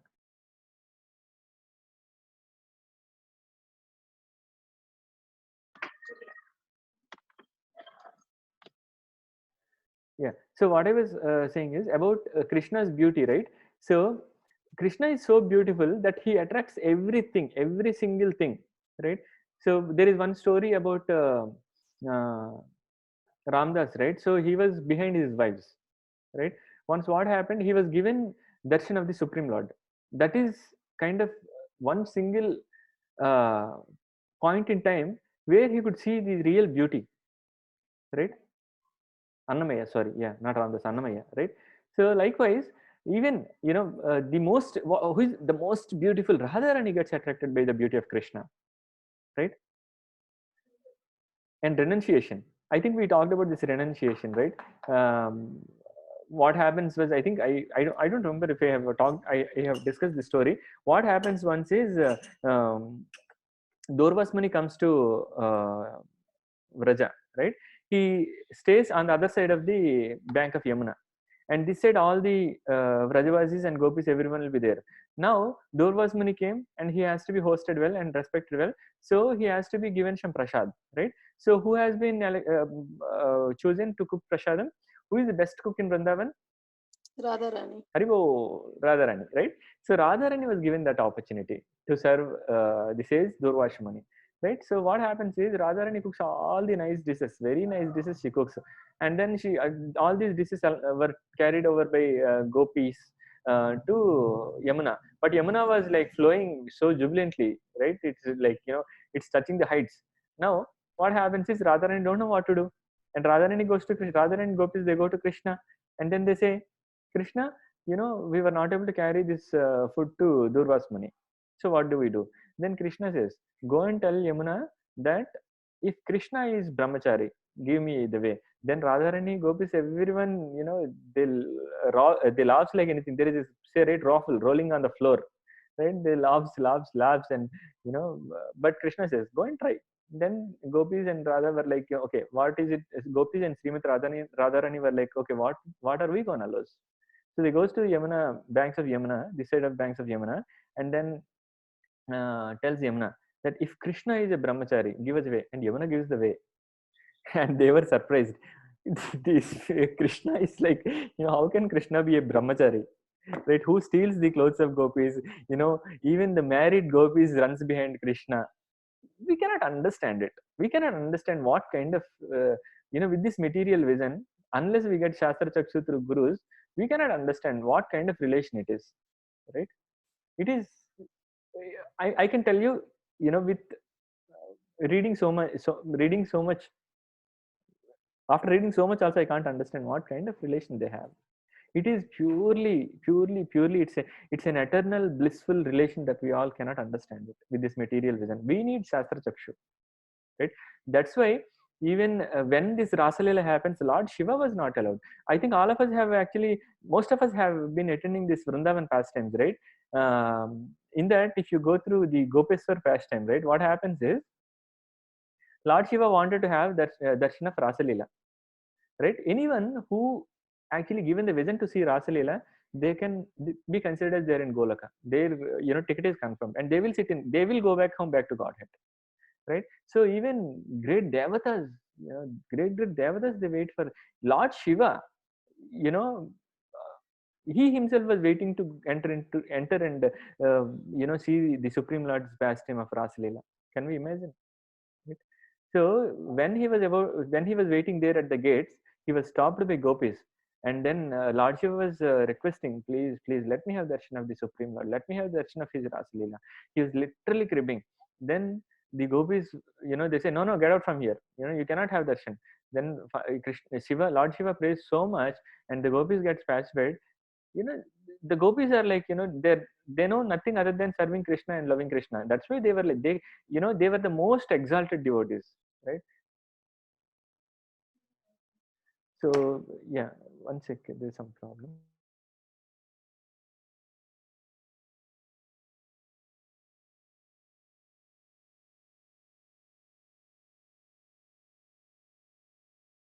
So yeah, sorry. So what happened? What happened was that there was some network issue. Sorry about that. So Lord Shiva was literally like pleading. Finally, the two gopis who were there at the gate, they get pacified, and then they gives one suggestion to Shiva. See, males are not allowed. So what you can do is you can dress yourself as a gopi, so that you will be given entrance into Rasalila. So, yeah. So then Lord Shiva, by the mercy of the Supreme Lord, he dresses like, he gets the form of a gopi. That is where you see Gopishwar temple in Vrindavan, right? So what to note here is, even for Gopishwar Mahadev to go and see Rasalila, he had to go through, some kind of pleading to gopis and then change his form, all these things. So can we understand? Even Lord Shiva has to go through some difficulties to understand his Krishna's Rasalila. So what to speak of us, right? We cannot definitely understand. And why we are talking about this Rasalila, we misunderstand the Rasalila. That is why when the gopis went to the banks of Yamuna and requested Yamuna, saying that, give us, the path, Yamuna did not give the way. But the moment they said, if Krishna is a real brahmachari, give us the way, and Yamuna gave the path, right? So because Yamuna understands Krishna, right? They are exalted devotees, right? Ganges and Yamuna, Devi and all, right? That's why we say in Pramadvani we pray Ganga Mai ki jai, Yamuna Mai ki jai, because they are exalted devotees of Krishna, right? Prabhuji, now Yes. also we go and say Krishna is a brahmachari, it can give way. Yeah, if we say that with complete faith, it'll give us the way, but we need to have faith in it. There is a saying, Prabhuji, I mean, if you go and take a dip in Ganges, all your sins will go off, but you need to have the faith that your sins are gonna go off if you take the dip in Ganges. If you are not, the only problem why our sins are not going off even after taking the dip in Ganges is there are multiple reasons. We first think that, is it clean, is it pure? We look at only the external cleanliness or external purity of Ganges. First of all, I went to Ganges, but I didn't like to take the dip. So this is what happens, right? So when you go to Ganges, when you try to take the dip in there, you need to have that faith that by taking a pure dip in this, it is gonna completely cleanse our past sins. We need to have that faith, then only it cleanses. Otherwise, those sins cannot be cleansed, because we are lacking in faith, right? So if you go and take dip, or if you go and with full faith, if you tell that if Krishna is a brahmachari, Yamuna will give you the way to cross the bank. For sure, it will give you the way. But we need to have that faith, and we need to be given that Shastra Jakshu, the vision to actually see the Rasalila. Right? We should be given the vision by Guru. We cannot definitely get that vision, or we cannot get to that conviction without Guru, because Guru is the only person who can actually show us Krishna. That's why Guru should be served like God, but not as God, as we said in the previous slide. Right? We need to have that Shastra Chakshu, and those Shastra Chakshu were given to us by only by Guru. Right? A pure devotee of Krishna. Right? Yes, Yamuna will give you the way. If you go and with full conviction, if you say that Krishna is a brahmachari, it will give you the way. Right? So looking at that, if you see it, now after listening to this, can we say that someone is better in renunciation than Krishna? Right? Yeah. Now, after listening to what Parasara Muni said, who is a great sage and father of Vyasadeva, after listening to what he said about the qualities of the Supreme Lord, who is full in strength, fame, wealth, knowledge, beauty, and renunciation, we can come to these conclusions. He fits this definition fits the universal principle of God, and all religions consider their person of worship has all these opulences. Is it not? If you go and tell that, if you go and tell Islams that your God is having only the 5 opulences but not the 6th opulence, are they going to agree to that? Or if you go to Christianity and then say that your God doesn't have enough of strength, he has got all other things like fame, wealth, knowledge, beauty, and renunciation, but he's lacking strength. If you say that, will they agree? So every single religion considers their person of worship as having all the 6 opulences. Right? Now God is all attractive person. Who does pastimes to attract us back home? There is not one more attractive. Right? So what does it mean? God is all attractive person. Who does pastimes to attract us back home? Now, if we listen, why Krishna has to take birth as son of Yasoda or son of Nanda Maharaj? Why? Just to give liberation to so many people, so many even asuras, right? Who takes the risk of taking birth on this Dukalayam, which is a Bhumandal, right? I mean, Dukalayam Asasutan is said, right? So this material world is full of miseries. Who can come and take birth in this material world, which is full of miseries? He is coming to this material world even and performing so many pastimes. He need not see. He is above and beyond all these things. He need, if you're it is said. I mean, a few days back, I was listening to your morning sadhana, right? In Goloka, a mic can speak, and in Goloka, anyone can do anything with any of the parts, and Krishna can do anything with any of his parts. Having said that, is he hungry? Is he waiting for our Chappan Bhog? Is Lord Jagannath waiting for our Chappan Bhog? No, he need not even eat. Everything is in him, right? So having said that, if you look at it, does he have to perform all these pastimes? No. But why is he performing all these pastimes? To attract his sons and daughters back home, back to Godhead, right? With the universal principle in mind, we should recognize the same God in whichever form he comes, right? Are we interested in knowledge or knowledge? No. Now, every name of God has meaning and power to attract in different souls. Allah, the worshipable; Christ, the chosen one; Vishnu, the all pervader; Krishna, the all attractive. Right? If you look at these names of God, which has a meaning and a power to attract in different souls. In the name of Lord Krishna, he attracts us in all rasas. What are the different rasas? Rasas, Prabhus and Mataji, anyone remember different rasas? Neutrality, Shantarasa; servitorship, Dasya rasa; friendship, Sakya rasa; paternal love, there is a typo, Vatsalya rasa; conjugal love, Madhurya rasa.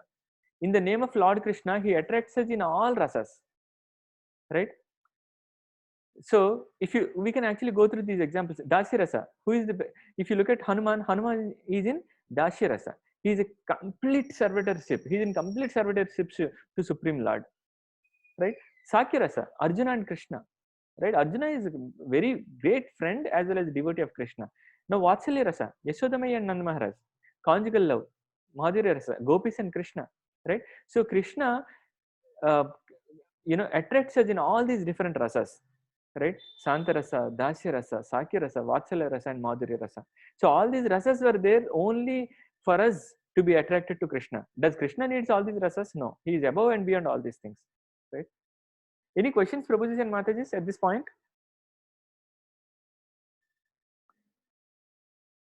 Open-minded people naturally infer that Krishna is indeed the one God whom Jesus called as his father and whom Muhammad referred to as Allah.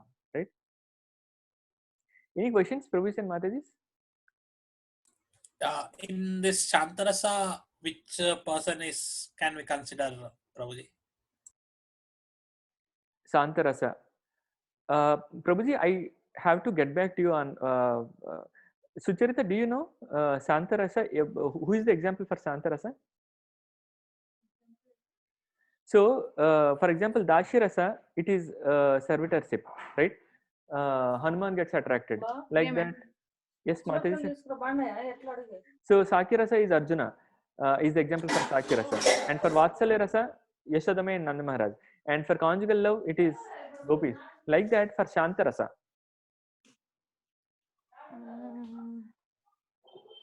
Okay, Prabhuji, I'll get back to you on that. I will reach out to my Shiksha Guru and then get the answer and get back to you. I right now do not have an example for this. Okay. Okay, Prabhuji. Okay. Hare Krishna. Charging le dintloti. Any other questions, Prabhuji and Matajis, about the faith and why the faith has to, or the respect has to be at different levels? Okay, we'll go ahead.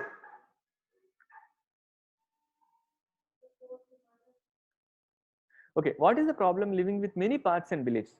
Now, one simple question I have. If you look at our educational system, yeah, if we look at our educational system, what happens is initially we study all different subjects. Then we get concentrated with, when we come to +2 stage, either we take maths, physics and chemistry, or we take biology, physics and chemistry, or we take social studies or history or economics or arts or something like that. Why do we think that there is a convergence or kind of further breakdown of further the way it is kind of more narrowed down? Why do you think it's happening? It is narrowed so as to gain more knowledge on that particular subject. Yes, we should get more knowledge on that particular subject. And if you go further, when you go to masters, it is further, for example, if you look at different people, they in medicine, right? There is a specialization in maybe cardiology, there is a specialization in kind of different things, right? One subject is related to eyes, and there is another subject related to teeth, and there is another subject related like that with the masters, the MD, right? When you try to go for studying MD, it gets further narrowed down. For example, if you look at mine, my studies was in computational fluid dynamics during my masters. So I did studied maths, physics, chemistry. Then I did chemical engineering. Then after that, I went into computational fluid dynamics. So when I did my engineering, chemical engineering is talks about completely physics, right? So it's kind of narrowed down to physics during my engineering, and then when I went further into my masters in physics, it went into a certain subject, that is computations of fluids, which is one of the 110 different areas that physics has, right? We narrowed down to deepen our knowledge and perform well, right? So with that example, if we go continue, what is the problem living with many paths and beliefs? Why are we not trying to apply the same rule to our goal? Our education is to live our life, right? Whereas the devotional service or the serving the Supreme Lord is for this, it benefits the soul. So do you think that we have to be focused more on the soul part of it, or do we have to be more focused on the body part of it? So should we focus more on only earning and then living this life and closing it, or should we focus on we should get ready for death and prepare very well for our next life, our next soul preparation? Which one is more important? Soul preparation. Haribol, for soul's preparation, right? Because it is something above and beyond this life, right? So we should be, it doesn't mean that we should ignore this material work and everything. Yes, we have to be very focused on this material work also, because that is what gives us the power and whatever is needed to prepare the soul, that is given by the hardship that we perform in the material world, right? So it means that we need to be really focused in this material work also. At the same time, we should be more focused on preparing the soul. right? So how do we prepare for getting a better life in our next life? How do we do that? We do that by doing proper, by performing service to the Supreme Lord in a proper guided path. And why we are talking about serving only the Supreme Lord? Because we said that you are pouring water to the roots of the tree. If you pour water to the, as said by the Supreme Personality of God Himself, any person who is serving the gods, ultimately they are serving me, the Supreme Personality of Godhead, but they are serving in a wrong direction, right? So if you look at that sloka, what it says is you have to perform service to the Supreme Lord in right direction. By doing so, all the devatas are satisfied. Even in one of the lectures that I was listening to yesterday of my Guru Maharaj, there was one question by one of the Matajis. The question was, the question asked by the Mataji to Guru Maharaj was, it was a lengthy question. To cut it short, she has a question on, do we really have to perform rituals? Do we, yeah, right? So her question was, who is just entering into devotional service, like someone who is kind of started chanting Hare Krishna Mahamantra, right? Are that is those are one sect of it, and the other sect is who have already taken shelter or initiation. Anyone who has taken shelter or initiation, it is said that you don't have to perform the rituals because it is taken care by the Supreme Lord. If you pour water to the roots of the tree, the way the whole branches, trees and twigs were watered, like that, if you are initiated, you need not perform any rituals. And your fathers, forefathers, and their fathers were taken care by the Supreme Personality of Godhead. They were fed by the Supreme Personality of Godhead directly, right? So if you look at that, the question was, anyone who is just a sadhaka, who has just started his spiritual journey, or who has actually got initiated, what is the level? A person who is not initiated, does he have to perform the rituals? And this was a question asked by that Mataji, right? So if you look at it, do they really have to perform the rituals? See, in this sitting in this Vyasasana, I can just tell you what is there coming in the parampara. But at the end of the day, if you ask me, if you hold my collar and say, if I say this, many people will come and they will catch me. But if you are in devotional path, you need not perform any of the rituals. It is taken care. Believe me, it is taken care. But you need to have that faith in the Supreme Personality of God that He is gonna feed your parents who are there in the Swargaloka or wherever they are. Right? So how do we find the way on Google Maps? What do? We put destination from and we put destination to and choose the shortest and fastest path, isn't it? Right?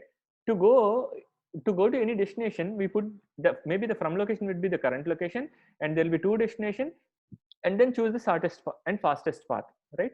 Now lost way, again you find map again and then go back. So it means that even to reach somewhere in this material world from one destination to another destination, if you take another wrong way, again you switch on your maps and then come to the actual shortest path, right? So even to reach a destination, we should have a direction, right? Is this not intelligent and normal behavior? Of course it is intelligence. The moment you get a concern that I'm actually going in a wrong direction, you again open the maps and look at the map and set the path right, and then drive again in the right direction, right? So it is intelligence. Of course it is intelligence. So there is no problem in many paths provided there are authorized. But do we want to go in?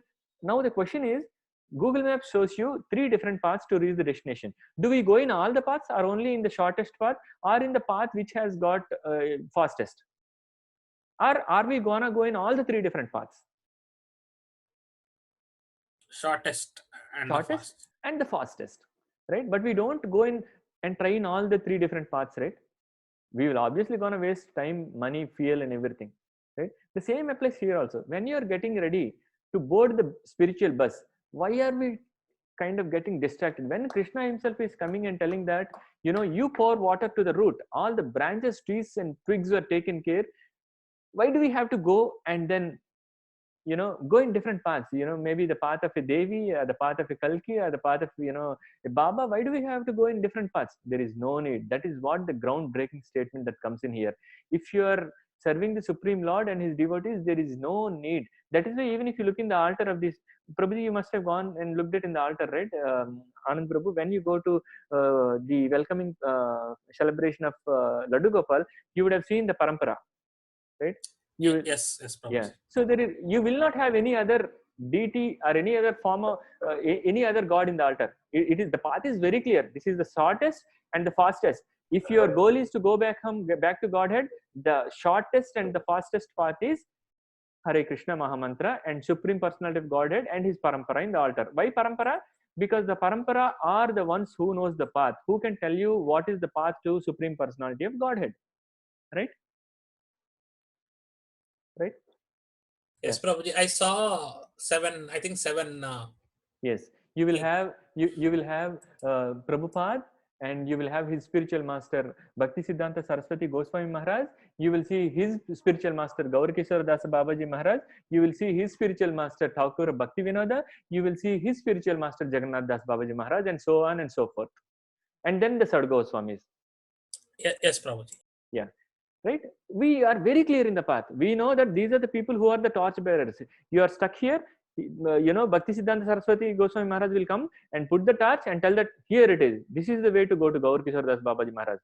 And when you are further continuing, Gaur Kishore Das Babaji Maharaj will tell, here it is to Thakur Bhakti Vinada. And you go to Thakur Bhakti Vinada, he will tell you, here it is to Gaur, Jagannath Das Babaji Maharaj. They are the torch bearers. They will show us the path. And finally, you go to Shad Goswamis. That is when you go and speak to Rupa Goswami. And Rupa Goswami is nothing but Rupa Manjari, who is the prime servitor of the Srimati Radharani.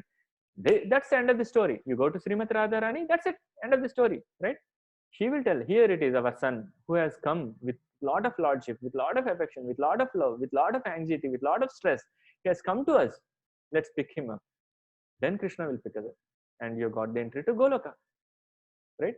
So if you are very clear and very stubborn and very clear, see, if I am clear that, I have to go and get 100th rank, I know I have to study these books, the mathematics book, the computations book, and the fluids book. These books, I know these are the books, and these are the previous question papers. By answering these previous question papers, these people have got ranks, and they went and they did their masters, and they got. I'm very clear on what is the subject, what I have to read, and which exam I have to pass. So if you are very clear about the destination of your soul, where you want to take your soul, if you are very clear about going back home, back to Godhead, just read the scriptures under the proper guidance of a Guru Maharaj. Right? The path is very clear. But on the other hand, if you study social studies, if you study biology, if you study geology, and spend 60% of your time for this, only 40% of your time for the rest of engineering subjects to crack gate, you get 40 percentile. On the other hand, if you really spend the entire 100% of time, you will definitely get 100 percentile. Right? So the path is very clear. You need to have the Supreme Lord and parampara in the altar, and the parampara because they are the torch bearers for us. So the path is very clear. Any questions here, Prabhuji and Matajis? And at this point in time, I might want to take one more example also. I mentioned it time and again in many of the discussions. Maybe, Anand Prabhu and Ramnath Prabhu, Sulachna Mataji, Ravati Mataji, and Srividya Mataji. I think Srividya Mataji is not there on the call. Even Lakshmi Mataji, many of you might be very aware that, my good wife, Sucharita Devidasi, she's a great devotee of Lord Shiva, very big devotee of Lord Shiva. I can't tell you if there comes any disturbance in life, she used to go and talk to Lord Shiva with utmost devotion and respect. She used to cry before Lord Shiva. If she wants something, she used to go before Lord Shiva and used to cry. And finally, what did Lord Shiva do? He connected her to a sadhu, a Vaishnava, and her path got cleared. Right? One day there came one sadhu into our home, and he said Vaishnavanam Yata Shambhu. He started with that, and he cleared all the answers. He gave answers to all the questions that she had. In fact, if you look at even Sucharita Devidas' family was, into a great Lord Shiva's devotion, and even they started chanting. Right? Even my father is a priest in a temple, Devi's temple. He started chanting, and my mother chants now. Right? They all kind of realized through their service to their respective demigods, who gave and introduced them to sadhus or Vaishnavas, who actually guided them the path. or who held the torch to show them the direction, and they started chanting, right? So this is very important, Prabhujis and Matajis. We need to be, sadhus doesn't come just like that into our lives. They come for a reason. They are sent by Krishna. They do not just come like that. If Bhagavad Gita and the chanting bead bags, how many people have got the chanting beads and Bhagavad Gita in their houses? Everyone, right? Or anyone? Every one of us might have got. Yes, Revati Mataji has got. Anand Prabhuji, of course, yeah, I know, right? And anyone else who is not having a bead bag and Bhagavad Gita in their hand, please let us know. We'll try to ship them. We'll take help of Lakshmi Mataji and ship them. Right? So they do not just come like that. They come by the mercy of the Supreme Lord. Even if it's, I can tell you now, Anand Prabhu has gone to Laddu Gopal's welcome, right, in Aditya DSR. It was already planned for Anand Prabhu by Krishna, by Supreme. He works on every single account, believe me, Prabhu. He looks at our intentions and he looks at our intent and he looks at how serious we are to go back home, back to Godhead. The serious we are, the better rank that we get. And we can board the bus, right? Once we go back to Goloka, I can't tell you, it's eternal happiness and bliss, right? So the path is very clear and everything is planned for us. Believe me, every single thing is planned. It is planned that you people are going to attend satsang, and it is not the first satsang that we are all attending. You know, we have attended many satsangs in our past lives, and you know, every next life satsang there is an advancement in the way that we take it. And if we are really serious, as Prabhupada says in one of his lectures, 1 minute, Prabhupada says in his own accent, Bengali accent, he says 1 minute. One devotee asked in years, Prabhupada, how much time it takes for me to become Krishna conscious and go back home, back to God? Prabhupada said 1 minute. Sarva dharman parityajya mamekam sharanam vraja. Right? So if you leave all dharmas and just pray and serve the Supreme Lord, that is what is going to take us back home, back to Godhead. Right? So the path is very clear. Your from address is clear and your to address is clear, and the shortest and fastest path is also there before us. Now, do we want to choose the shortest and fastest path, or do we want to touch every single path and go back home, back to Godhead? Even see, I will tell you, we have been taking so many other paths. You know, I was taking another god. I was going to another god and serving him, and my wife was going to Lord Shiva and serving him. So finally what happened? They said, hey, this is not the right path, go to the other path. That is the shortest and fastest path, because that is their job, that is their duty, that is their whole goal of their lives. That's why they are guiding us back in the shortest and fastest path. But even after coming into the shortest and fastest path, if you think that is this the right path, if you have the maps before you and then still you are thinking that is this the right path, there is a cause of concern, right? Yeah. So you may not know all paths, but the person who created earth knows it. Who created earth? It comes from the Supreme Personality. So he clearly says, Evam parampara praptam imam rajashyo vidu shakalenaha mahatau yoganastha parantapa. The supreme science was thus received through the chain of disciplic succession. This is what we see in the altar. And the saintly kings understood it in that way. But in course of time, the succession was broken, and therefore the science as it appears to be lost. Right? Every time the succession is broken, the Supreme Lord comes. Right? Now we have, the chain is not yet broken. We have got the opportunity to read through Bhagavad Gita and Bhagavatam, the scriptures, and listen to Guru Maharaj lectures, and listen to different Maharaj lectures, read through Bhagavad Gita, read through Bhagavatam. We have got that opportunity, so we should not misuse it. We are already in the path. We are on the 5th gear. We are going. Let's go ahead and then reach Goloka. That should be our whole and sole goal. Prabhis and Matas, any questions we can discuss further? Maybe, I wanted to make this very interactive because my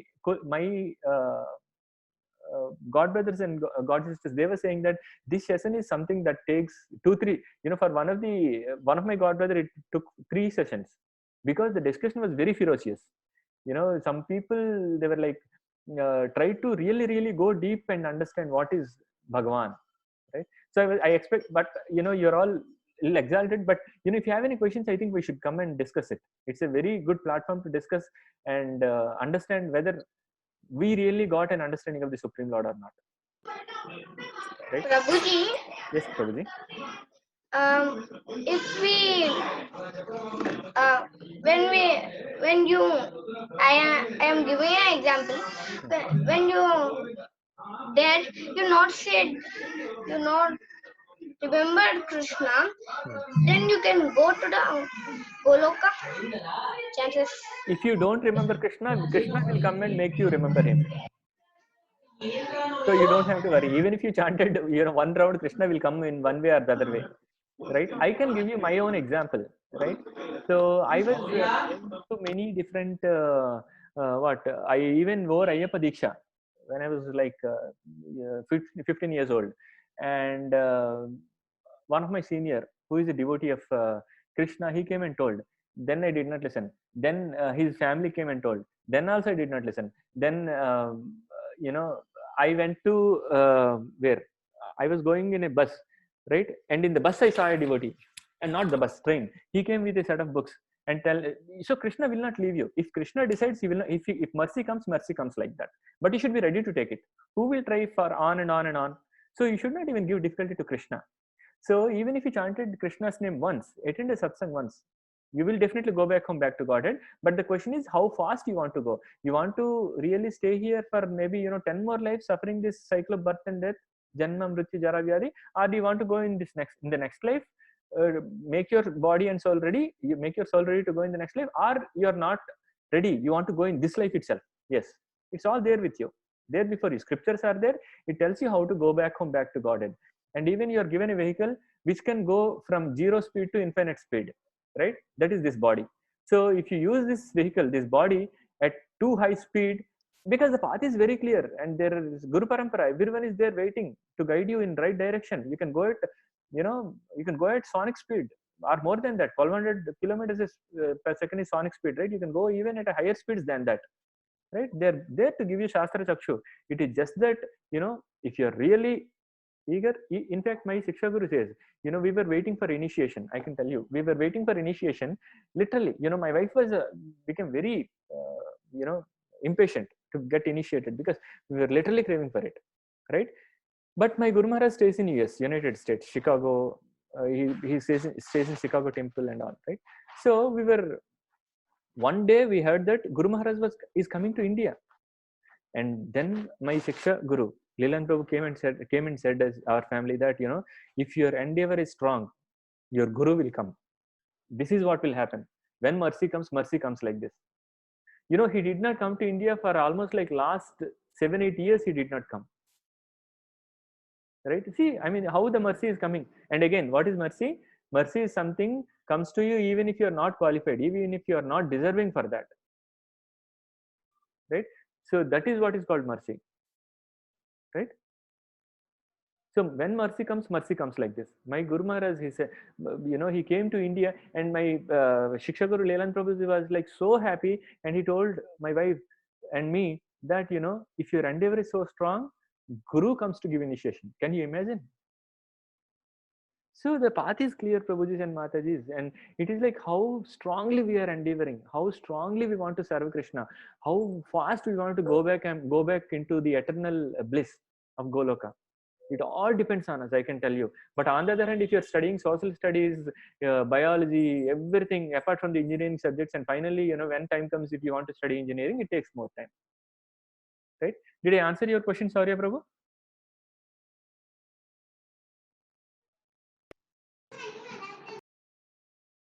Hare Krishna. Yeah. Any other questions, Prabhujis?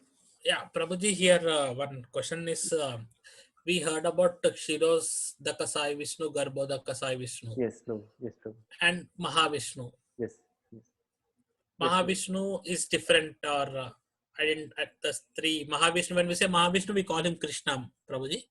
No, Prabhu. There is, okay. Let me give you. Yeah, very good. I think we did not discuss about this topic. This is a very good question, and let's discuss a little bit over that. So, let me take the example. Prabhuji, you work in a software company, right? Yes, Prabhuji. So you will have maybe some reportees, or maybe you're reporting to someone, right? Now you have your family, and you will have your chedi buddies, I mean childhood friends, and you have got your office, right? Now, when you are in office with your colleagues, what is your mood? And when you are at home with your wife, wife and your mother and your family, what is your mood? And when you go back to your hometown and interacting with your childhood friends, what will be your mood? Are the modes same or different? Different. In the same way, Mahavishnu is a person who is wearing uniform and ready to rule, ready to take the charge. Whereas Krishna is the supreme personality of Godhead who comes and blesses us in the form of a friend, a lover, a father, a son, whichever form you want. So that is why it is said, we are so fortunate, we are so fortunate. We are going into Krishna's house. We are going deep into Krishna's house as servitors. How many people will get such a great opportunity, Prabhuji? Right? So it is something like you going and playing with your childhood friends. Is that more happiest moment for you? Are you going in the office and sitting and then my question is, if you go back to your hometown and speak to your childhood chedi buddies, is that a very happy moment for you? Are you going to office and then maybe managing or getting managed is the happiest moment for you? Of course, childhood friends. That is the beauty, Prabhuji. So that is why Krishna Prema is the most eternal blissful moment, because we cannot explain, Prabhuji. We haven't seen it. We cannot explain what kind of eternal happiness it is. I can tell you, I mean, when I went last time to my hometown for one of the Sankirtan parties, there 3 hours non-stop Sankirtan. After, we kind of danced, we chant the holy name, and we went for Nagar Sankirtan. And that 3 hours, I can tell you, Prabhu, after that 3 hours, everyone is into tears, because I took some devotees along with me, and they did. I mean, I don't sing so well, but those devotees, the brahmacharis, they jump like anything, and they do kirtan. And Dodanga, if they play, you can see, you can really, no bass, no jazz, no pub can actually give you that beat. I can tell you, it's like, the bhangis and I will take video next time I go, right? After 3 hours, I can tell you, there are people who are into tears, who are into ecstasy, who are into jubilation. They're like, we felt like in Golok. Then I had told them, this is just could be, 1/10,000th of the bliss and happiness that you get in Golok. So imagine how much, what kind of happiness you attended Kirtan, na Prabhuji. Did there happen any dancing Kirtan, or it was just like a Kirtan? Dancing Kirtan also, I also danced a bit. Yeah, great, Haribol. So I can tell you that is not even 1/1,000,000th part of what happens in Goloka every single day, every single moment, every single fraction of second. I can tell you. That is called happiness, Prabhuji. That is called.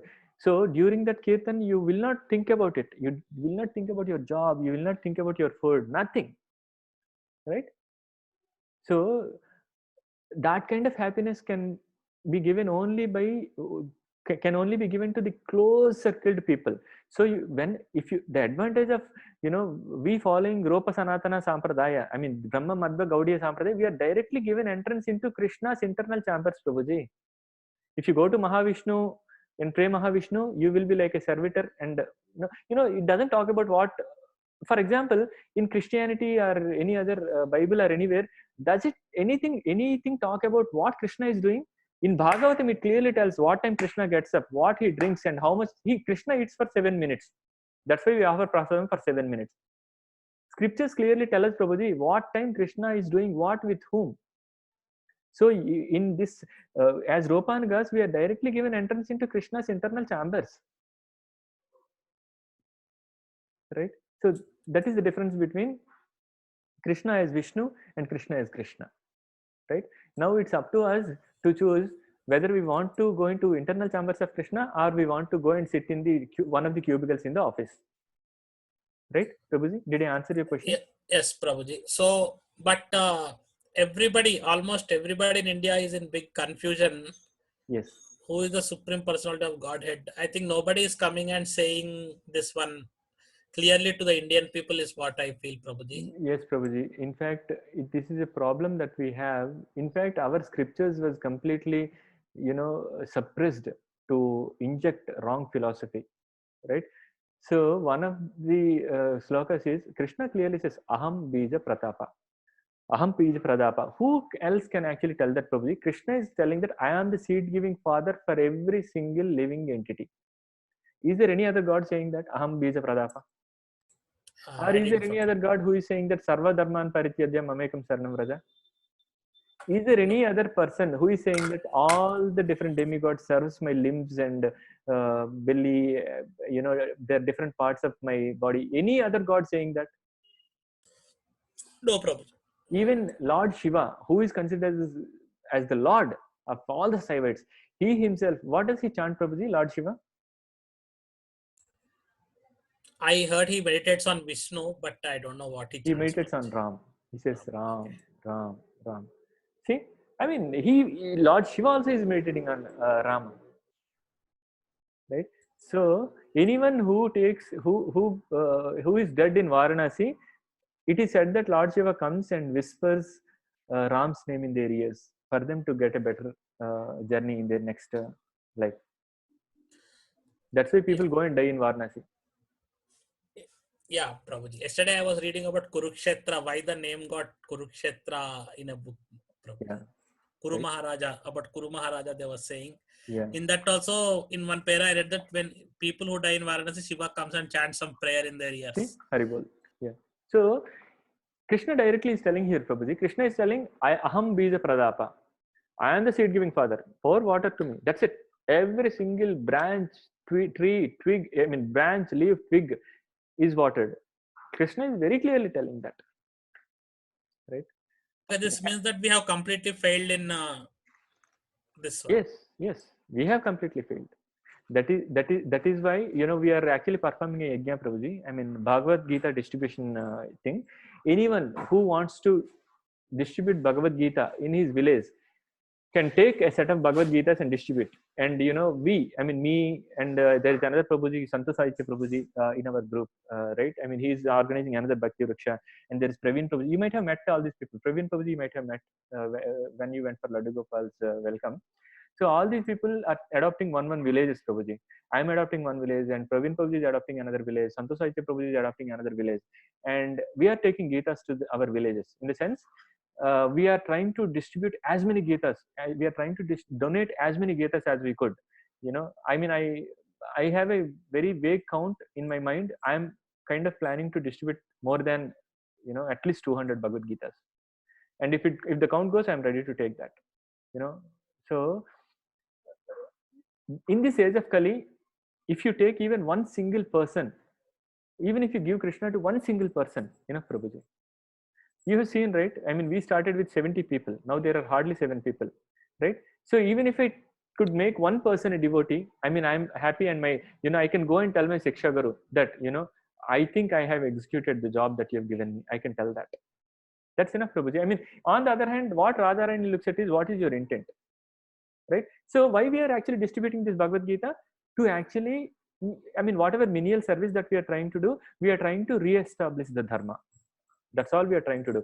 If we, when we start the next SSR in our next year, if we could actually bring, each of us could actually bring even one person or one neighbor, an additional person, one additional family into this satsang, our job is done. And on top of that, I can tell you that when we bring, it is not we are bringing, it is Krishna who is helping us bring them, first thing. And second thing is, we should not feel like, hey, I'm the person who has introduced him. Now, see, you went and met Leland Prabhuji, right? My job is done. That's it. I should get away in the path. And I connected you to Leland Prabhu. And what is Leland Prabhu's job? He is going to connect you to his, the Guru Maharaj that you are trying to endeavor, right? That's how mercy comes. I am just a, instrument, Prabhuji. I can tell you, I'm nothing in between.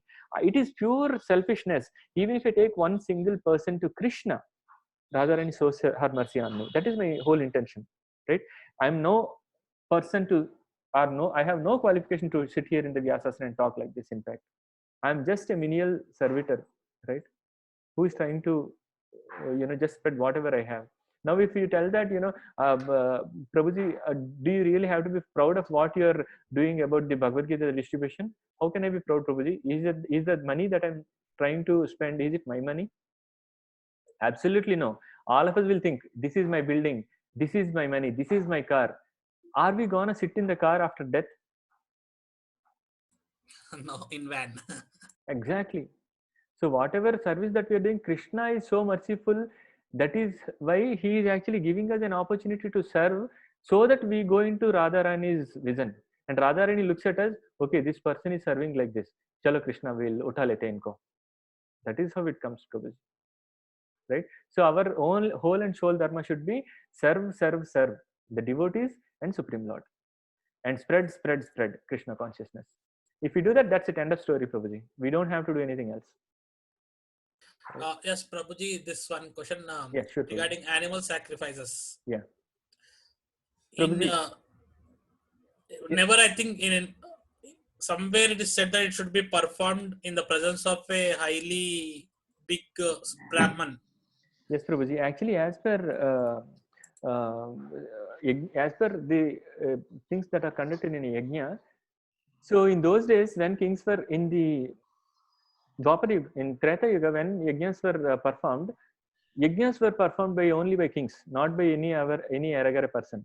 Even if I sell my entire house, my parents' house, and everything, I cannot perform a yajna. I can tell you. For that matter, even our prime minister also cannot perform a yajna. I can tell you.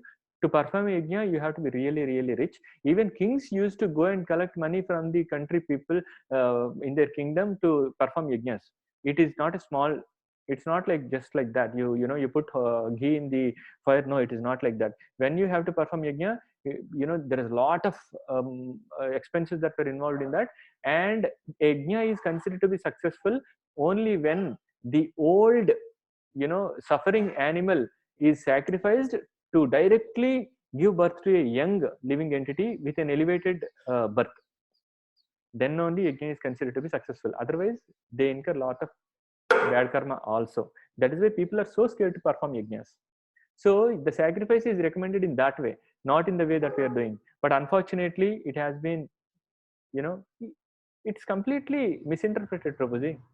The sacrifice is not the sacrifice that everyone is doing in India now, for that matter in the world. That is not the kind of sacrifice that we are supposed to do.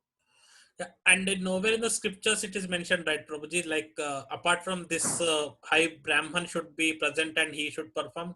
There is nowhere that they need to go to temple and do animal cutting and all. No, Prabhuji. That is actually a biggest. In fact, if you're killing an animal very deep in a forest or deep in a house, in fact, they are maybe kind of take 1 second extra to suffer. But if someone is taking the animal before to the temple and cutting, means Durgama is directly looking at them.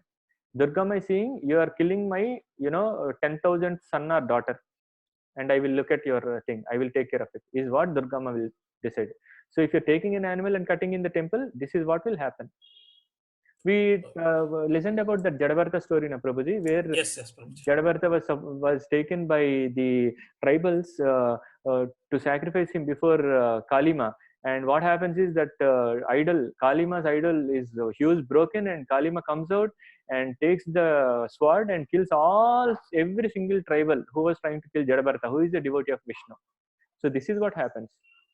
There is no way in scriptures or anywhere it is mentioned that you have to do animal sacrifice before temples.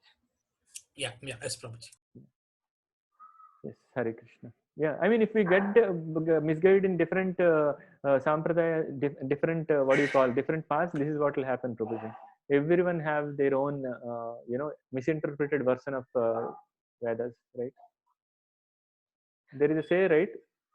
Ramunito Kapivarnundu itlaniye. Sulochana Mataji teacher. I think she can explain it better. Mataji, Ramunito Kapivarnundu itlaniye. This has got transformed to Ramunitoka Pivarunditlaniye. Right? This is the problem with interpretation. See how much difference is there. There is a huge difference between Ramunito. Kapivarnundu means the best in Kapis, Vanaras. Ramunito Kapivarnundu itlu aniye. This has got transformed to Ramunitoka Pivarunditlaniye. I mean, how it got misinterpreted, right? This is what will happen if you don't read it properly, right? Yes. Yeah, Yes, Prabhu and Matis, any other questions? Hare Krishna. Yeah, this session we can clear all our doubt, all our questions and clarifications about Bhagavan and Devatas. Devatas are demigods, Bhagavan is Supreme Personality of Godhead. We have to be very clear in that to progress further. Prabhuji, one more thing is, for example, Yes, Prabhu. Sai Baba, Yes. huge fan following. He said to, I mean, not fan following, all are bhaktas of him. Yes, Prabhu. Yes. Yeah, Sri I mean, Rama, yeah. Sri Ramakrishna, again, he has a lot of bhaktas. And people consider Sri Ramakrishna also an incarnation of Krishna. Mm-hmm. Sai Baba also an incarnation of God. I don't know about, yeah, Prabhu, go ahead, Prabhu. So, these incarnations also, they consider them as Krishna.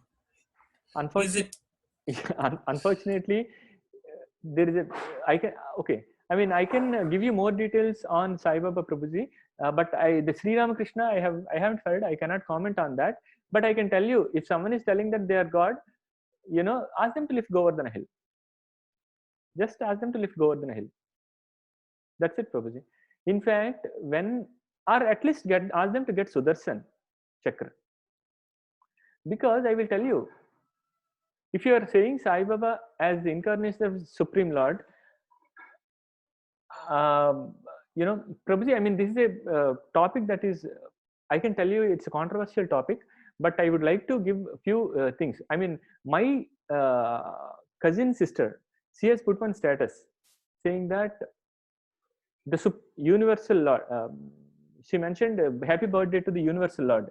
How can, I mean, even Lord Shiva is not called as universal Lord, right? So if you look at that, if you are saying Sai Baba as universal Lord, it is not at all acceptable, right, Prabhuji? I mean, it's a bouncing statement for many people. But how can Sai Baba be, even when Lord Shiva cannot be a universal Lord, how can Sai Baba be a universal Lord? Right? Yeah, maybe they're doing very good service in terms of building schools, building hospitals. Yes, yes. I mean, he has got some siddhis, some mystic powers. Yes, absolutely. But on that account, if you are saying that he could be a supreme lord, I can give you one. Prabhuji, can you go and meet Modi today or tomorrow? No problem. Can you, I mean, in those days, if you want to go and see Sai Baba, it's possible, right? You take that Prasanthi Express, you can go and go to that place and then take darshan of Sai Baba. And on the other hand, you cannot even take darshan of KCR if you want. If you apply for a appointment, it takes 30 days. How can Supreme Lord be present before you, Prabhuji? In an incarnation in a human form? Yeah, yes. God is not so cheap, Prabhuji. I mean, he is not so cheap. To see God, we need that Shastra Chakshu. And that is why we need Guru. Only a Guru can tell who is God. He only can tell who is a God. Otherwise, we'll end up with, if you want to be cheated, Krishna can send you the best cheater. He will send you one Amma or one Ayya or one Baba, and then you'll get cheated. This is the problem, Prabhuji. Yeah. So now, if you look at any other questions, Prabhuji and Matajis? Prabhuji, Yes, sorry, Prabhu. if from who is the closest people to the Krishna? Radharan, Haribol, and Gopis. They're very Say exalted. boys. In boys, he has got nice friends, right? Sudama. You should read Bhagavatam. Sorry, Prabhu. Even there are small books for kids, Krishna books, where you have got this Madhumangal, and you have got Sudam, you have got Balaram. All these very nice pastimes are there. I will find some links in the Google. You can actually type your email address in the chat box. I will try to send those soft copies if they are available. Yeah, Prabhuji, one question is Yes, Prabhu. this Rasa dance which we discussed, Prabhuji. Yes, yes. Why only women are allowed? Why not men? I got it out, Prabhuji. Yeah. So there in spiritual world there is no difference between men and women, Prabhuji. But why the rasa dance, in the rasa dance only women are allowed? Because women, even in women, only people who can understand are allowed, right? And one more thing is there are certain things where only women are allowed because they can understand that rasa dance better than us. Men are not allowed because it's perverted, Prabhuji. Men and women are considered compared with fire and butter, right? It's something like this, right? If there is some function that is happening related to women, they will call only women. They will not call the boys, because there are certain rules and regulations which might pervert the man's vision. That's why it is not allowed, right? So if you really want to see rasa dance, if anyone really wants to see rasa dance, and again, as I said, the male and female is not to the body, not to the soul, right? As per our intent, as per our attraction, we will be given the body in the spiritual world, right? Now if I want, if I'm really enjoying serving Krishna, or enjoy serving Balrama, I mean, I asked one question to my Guru Maharaj. I asked him, Maharaj, I mean, I'm more affectionate. I think I feel I'm more affectionate towards Balram than Krishna. He said, absolutely fine, right? So it's okay. I mean, if you're more attracted to Balram, it's okay. So like that, everyone will be attracted in one different way. So depending on our mood and depending on our intent, we'll be given bodies. I mean, we'll be given specific responsibilities, right? So like that, if you really endeavor to see rasa dance, you will be given a gopis, like something like that. So, right, Prabhuji? Okay, Prabhuji. And I also saw some Krishna Bhaktas, they wear saris and do puja. Is that necessary, Prabhuji? Prabhuji, I haven't seen. I mean, if it's, I haven't, at least to my knowledge, I haven't read it in any scriptures. Okay. Actually, there was one police inspector in North India. I don't know, Prabhuji. I mean, I don't know which sampradaya they follow, but at least in ISKCON, I haven't seen, Prabhuji. Oh, okay, Prabhuji. Hare Krishna. Yeah. Prabhuji, Yes, sorry, Prabhu. if Krishna can do Kalyuga in Satyuga in 1 minute, Yes, Prabhuji. then why he's not doing? He does it. He does everything for a reason, Prabhuji. Either he does it for his devotees, or he does it for one sec, some question. Yeah, he Krishna does it, does everything for a purpose.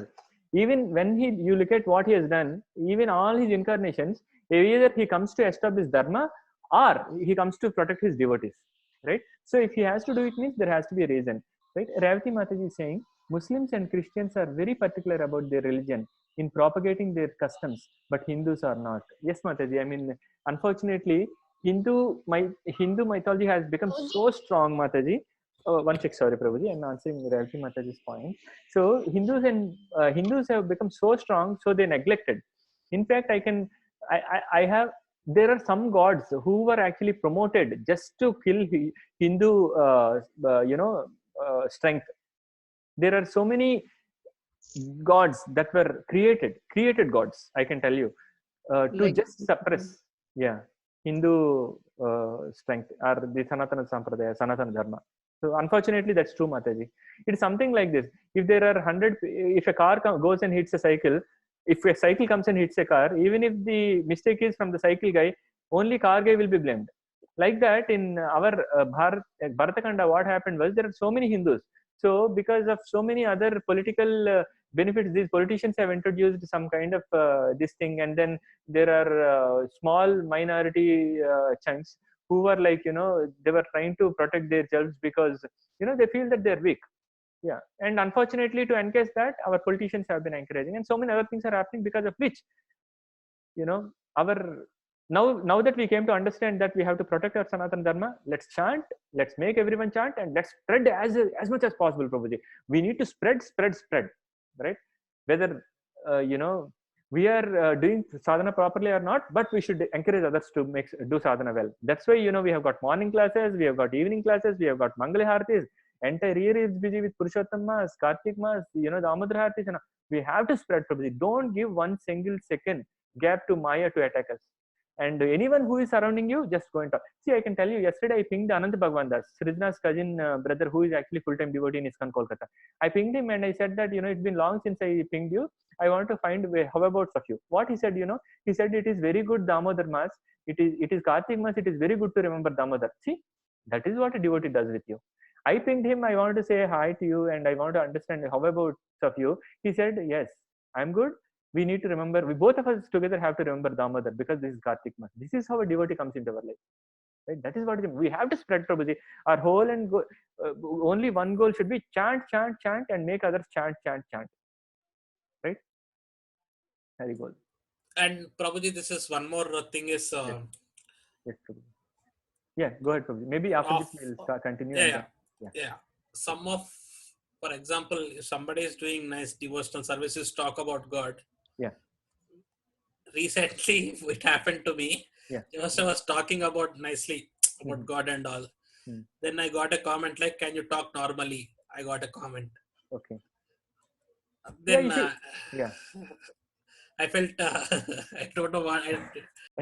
Actually, for these kind of things, my Shiksha Guru gives an example. What he says is he was invited by many of his friends to other WhatsApp groups. He joins and then he sends all the messages, Krishna consciousness messages, and all those are like, why don't you stop this? Then he said, like, you only asked me to join the group. If I join the group, my whole purpose is to bring Krishna. And if you like my posts, I will stay. If you don't like, I will get out of the group. That's what he said. So unfortunately, whatever you have done, it is talking normally only.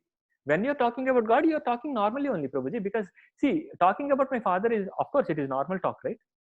And what is, in the beginning I said, right, if this life is to glorify Hari, otherwise there is no life in it, right? So if we are talking about Krishna, it is normally, but unfortunately, as it is mentioned even in Bhagavad Gita, in Kali Yuga, it is not easy to even talk about God, Prabhuji. When you talk about Krishna, then see, you should have talked about Allah or Christianity. He would have said, okay, he will, with a very good, attentiveness, you would have heard it, because it will be interesting, it will be pleasant to the mind.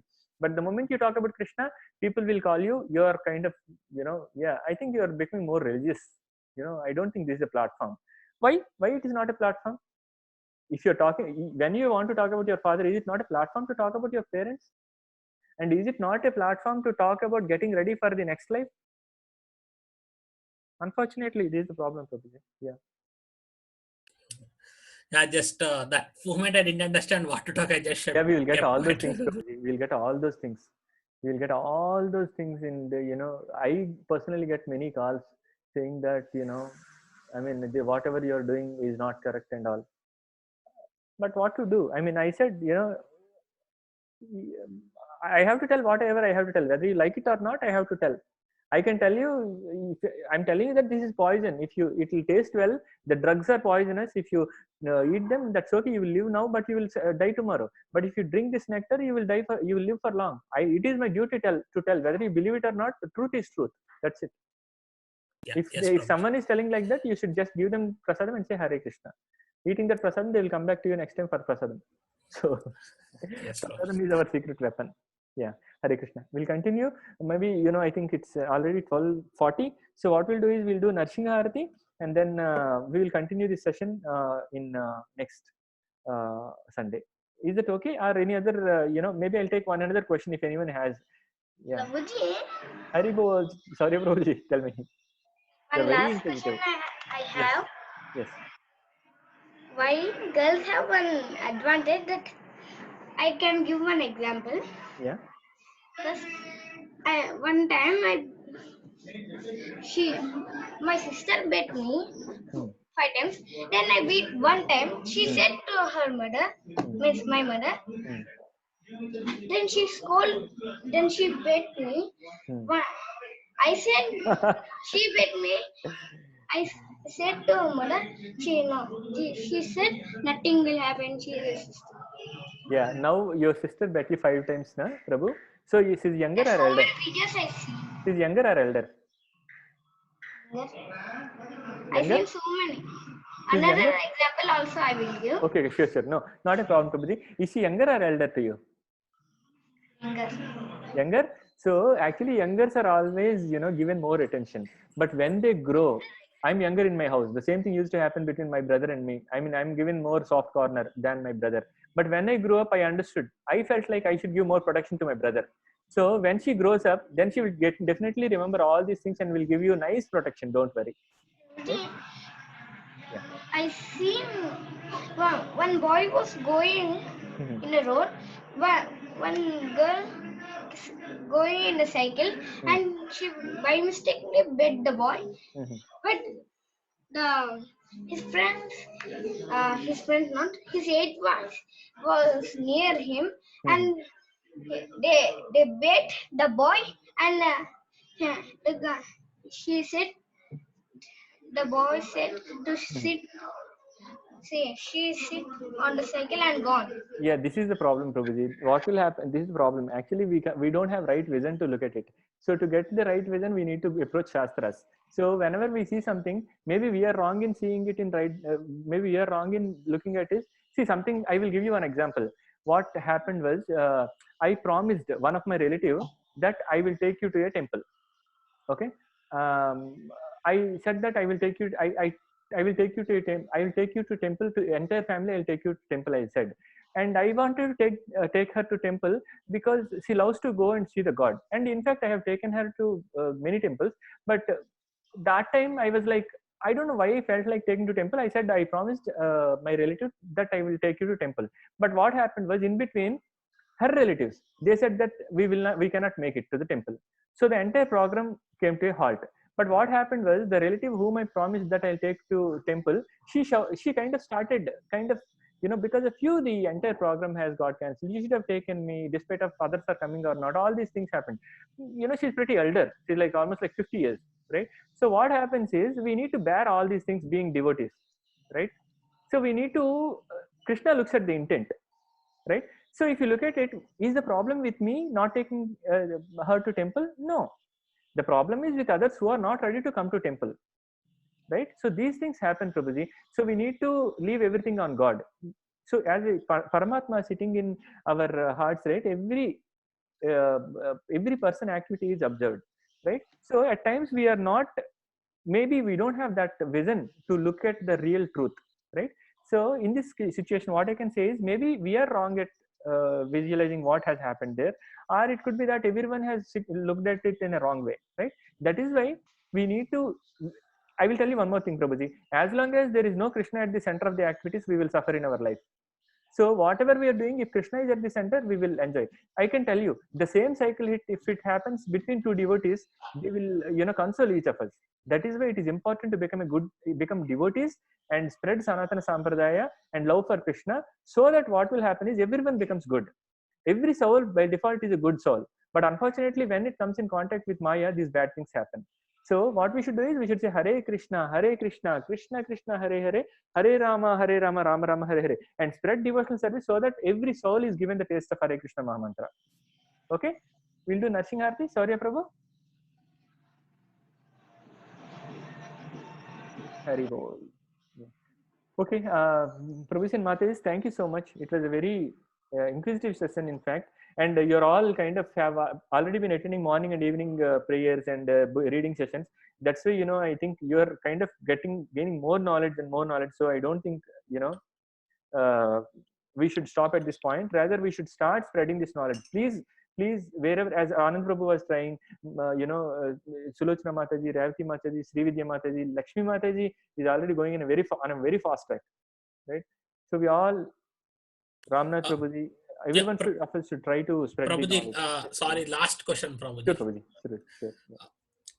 Initiation, what does initiation mean, and what is the difference between a normal sadhaka and initiated person? Prabhuji? Okay, initiation is nothing but we see, Prabhuji, my Shiksha Guru says there is no additional things that comes in initiation. The moment you get initiated, there happens two things, Prabhuji. One, you take oaths before Guru Maharaj, saying that I will follow the regulative principles and I will chant 16 rounds without fail on the beads. That is one thing. That is where it is said that from then onwards, you should never ever stop your chanting of 16 rounds. You have to stick to it. And the one another thing is, the moment you get initiated, you have to stick to the principle that you should remember that you are the servitor of the servitor of the servitor of the servitor of the servitor of the servitor of the servitors, and it goes on. Means, if you have to respect every single Vaishnava, even if someone has chanted Hare Krishna Mahamantra once, you should give him respect. You should not I can tell you, Prabhuji, I personally, because of my tendency of correcting some people and not being able to take anything bad that happens, I tried to correct, and it came back to me. So you should be very careful while correcting devotees who are even chanting one single round, right? So initiation means you are taking an additional responsibility of representing Vaishnavas. So you need to be more humble. You have to remember Trinadapi Sunichana, Tarorapi Saishnuna, Amanani Manadena, Kirtaniya Sadahari. Right? Initiation means your sadhana should be more strong, and your servitorship attitude should be more stronger. So you become more dasanudasa. That's what initiation means, Prabhuji. Okay, Prabhu. Yeah. And you get connected to, and one another thing that will happen during initiation is your Guru Maharaj. After initiation, it's Guru Maharaj's responsibility to take us back home, back to Godhead. That is one another advantage that you will get. It's like you got the ticket of bus. We'll talk more details, Prabhuji, about initiation in forthcoming sessions, maybe. So, yes, sorry, Prabhuji. My father was from 5 days. He is eating meat. How can I stop? Who is eating you? My father is eating meat. How can I stop? I'll speak to your father. Hare Krishna. Prabhuji, can you leave your this thing phone number? I will WhatsApp the Little Krishna documents. I mean, Little Krishna books and all those things. Yeah, Prabhuji, for me also, because my sister's daughter is also very, very enthusiastic in Sure, Prabhuji, Krishna. I have your number. Sorry, Prabhuji, do you want to tell your number? Phone number? Yeah, please tell me. 1 minute. Sure. My mother number I will say. Sure. 9550 9550 9042 9042 36. 36. Can you repeat it, Prabhu? 9550 Huh. 9042 Mm-hmm. 36. Sure, Prabhu. I'll send you that on WhatsApp, and I'll send to Anand Prabhu. Maybe I'll send it in the group. Yeah, I'll send it to Ravati Mataji. Yeah, Ramnath Prabhu. Yeah, I mean, this session has been made nice because of you, all your presence. Otherwise, it will not be so nice. For sure, it will not be. Yeah. I'll send Lord's pastimes, Mataji. Sure. Yeah, we'll do Narsingarti, and then we'll wrap up. My daughter is like wanted to do Narsingarti, so I'll just give her an opportunity. Yeah, you can do. Is it okay, Prabhuji, if my daughter sings, Prabhuji and Mataji? Of course, Prabhuji. Very nice. Thank you so much. Yeah, sing. You can sing. Yeah, sing. Namaste Narasimhaya. Namaste Narasimhaya.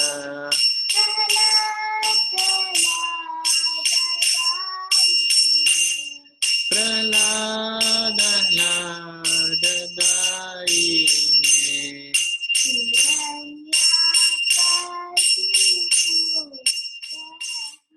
Hiranyakashiporvaksha.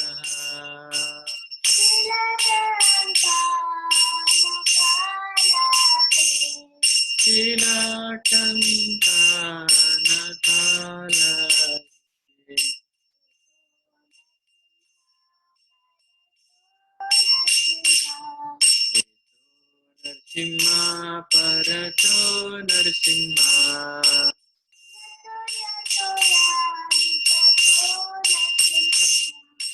Yato yato yami tato Narsimha.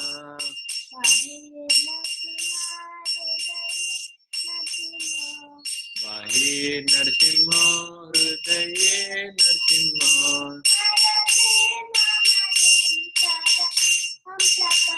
Narasingamadim Sharanam Prapadde.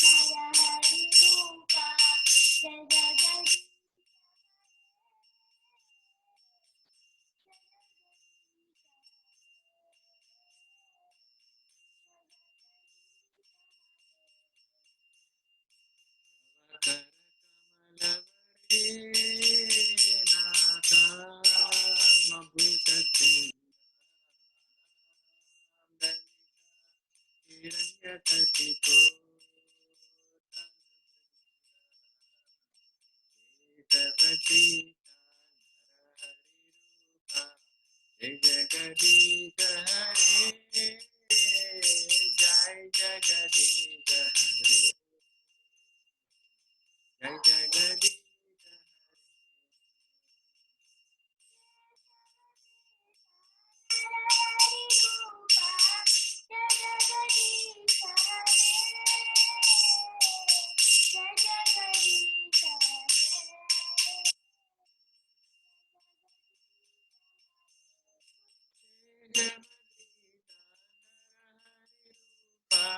Jai Jagadisha Hare,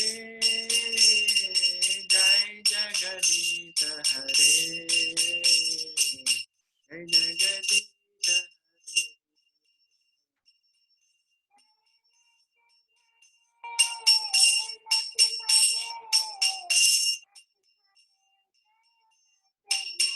Jaya Narasimha Dev, Narasimha Dev, Narasimha Dev, Jaya Narasimha Dev.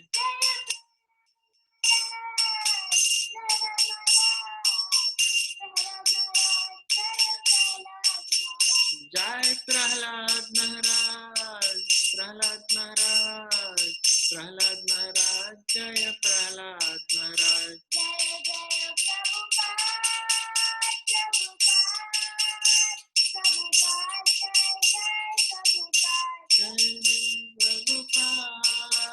Prabhupada, Prabhupada, Jaya Jaya Prabhupada.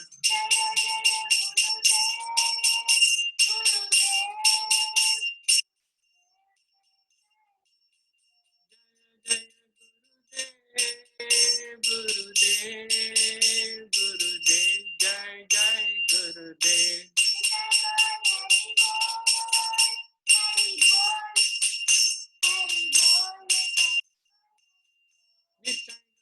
Hari Bol, Hari Bol, Hari Bol, Nitai Gaur, Hari Bol.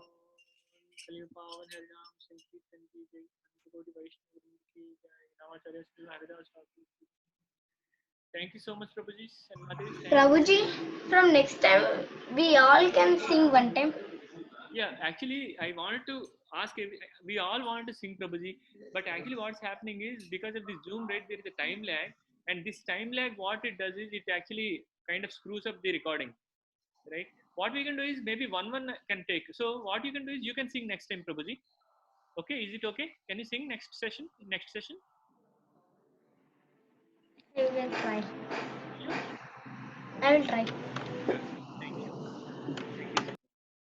Hare Krishna. Thank you, Prabhuji and Matajis. Please remember that let's spread this. Let's spread this as a yajna and spread this Hare Krishna mantra to as many people as we could. Thank you so much. Hare Krishna.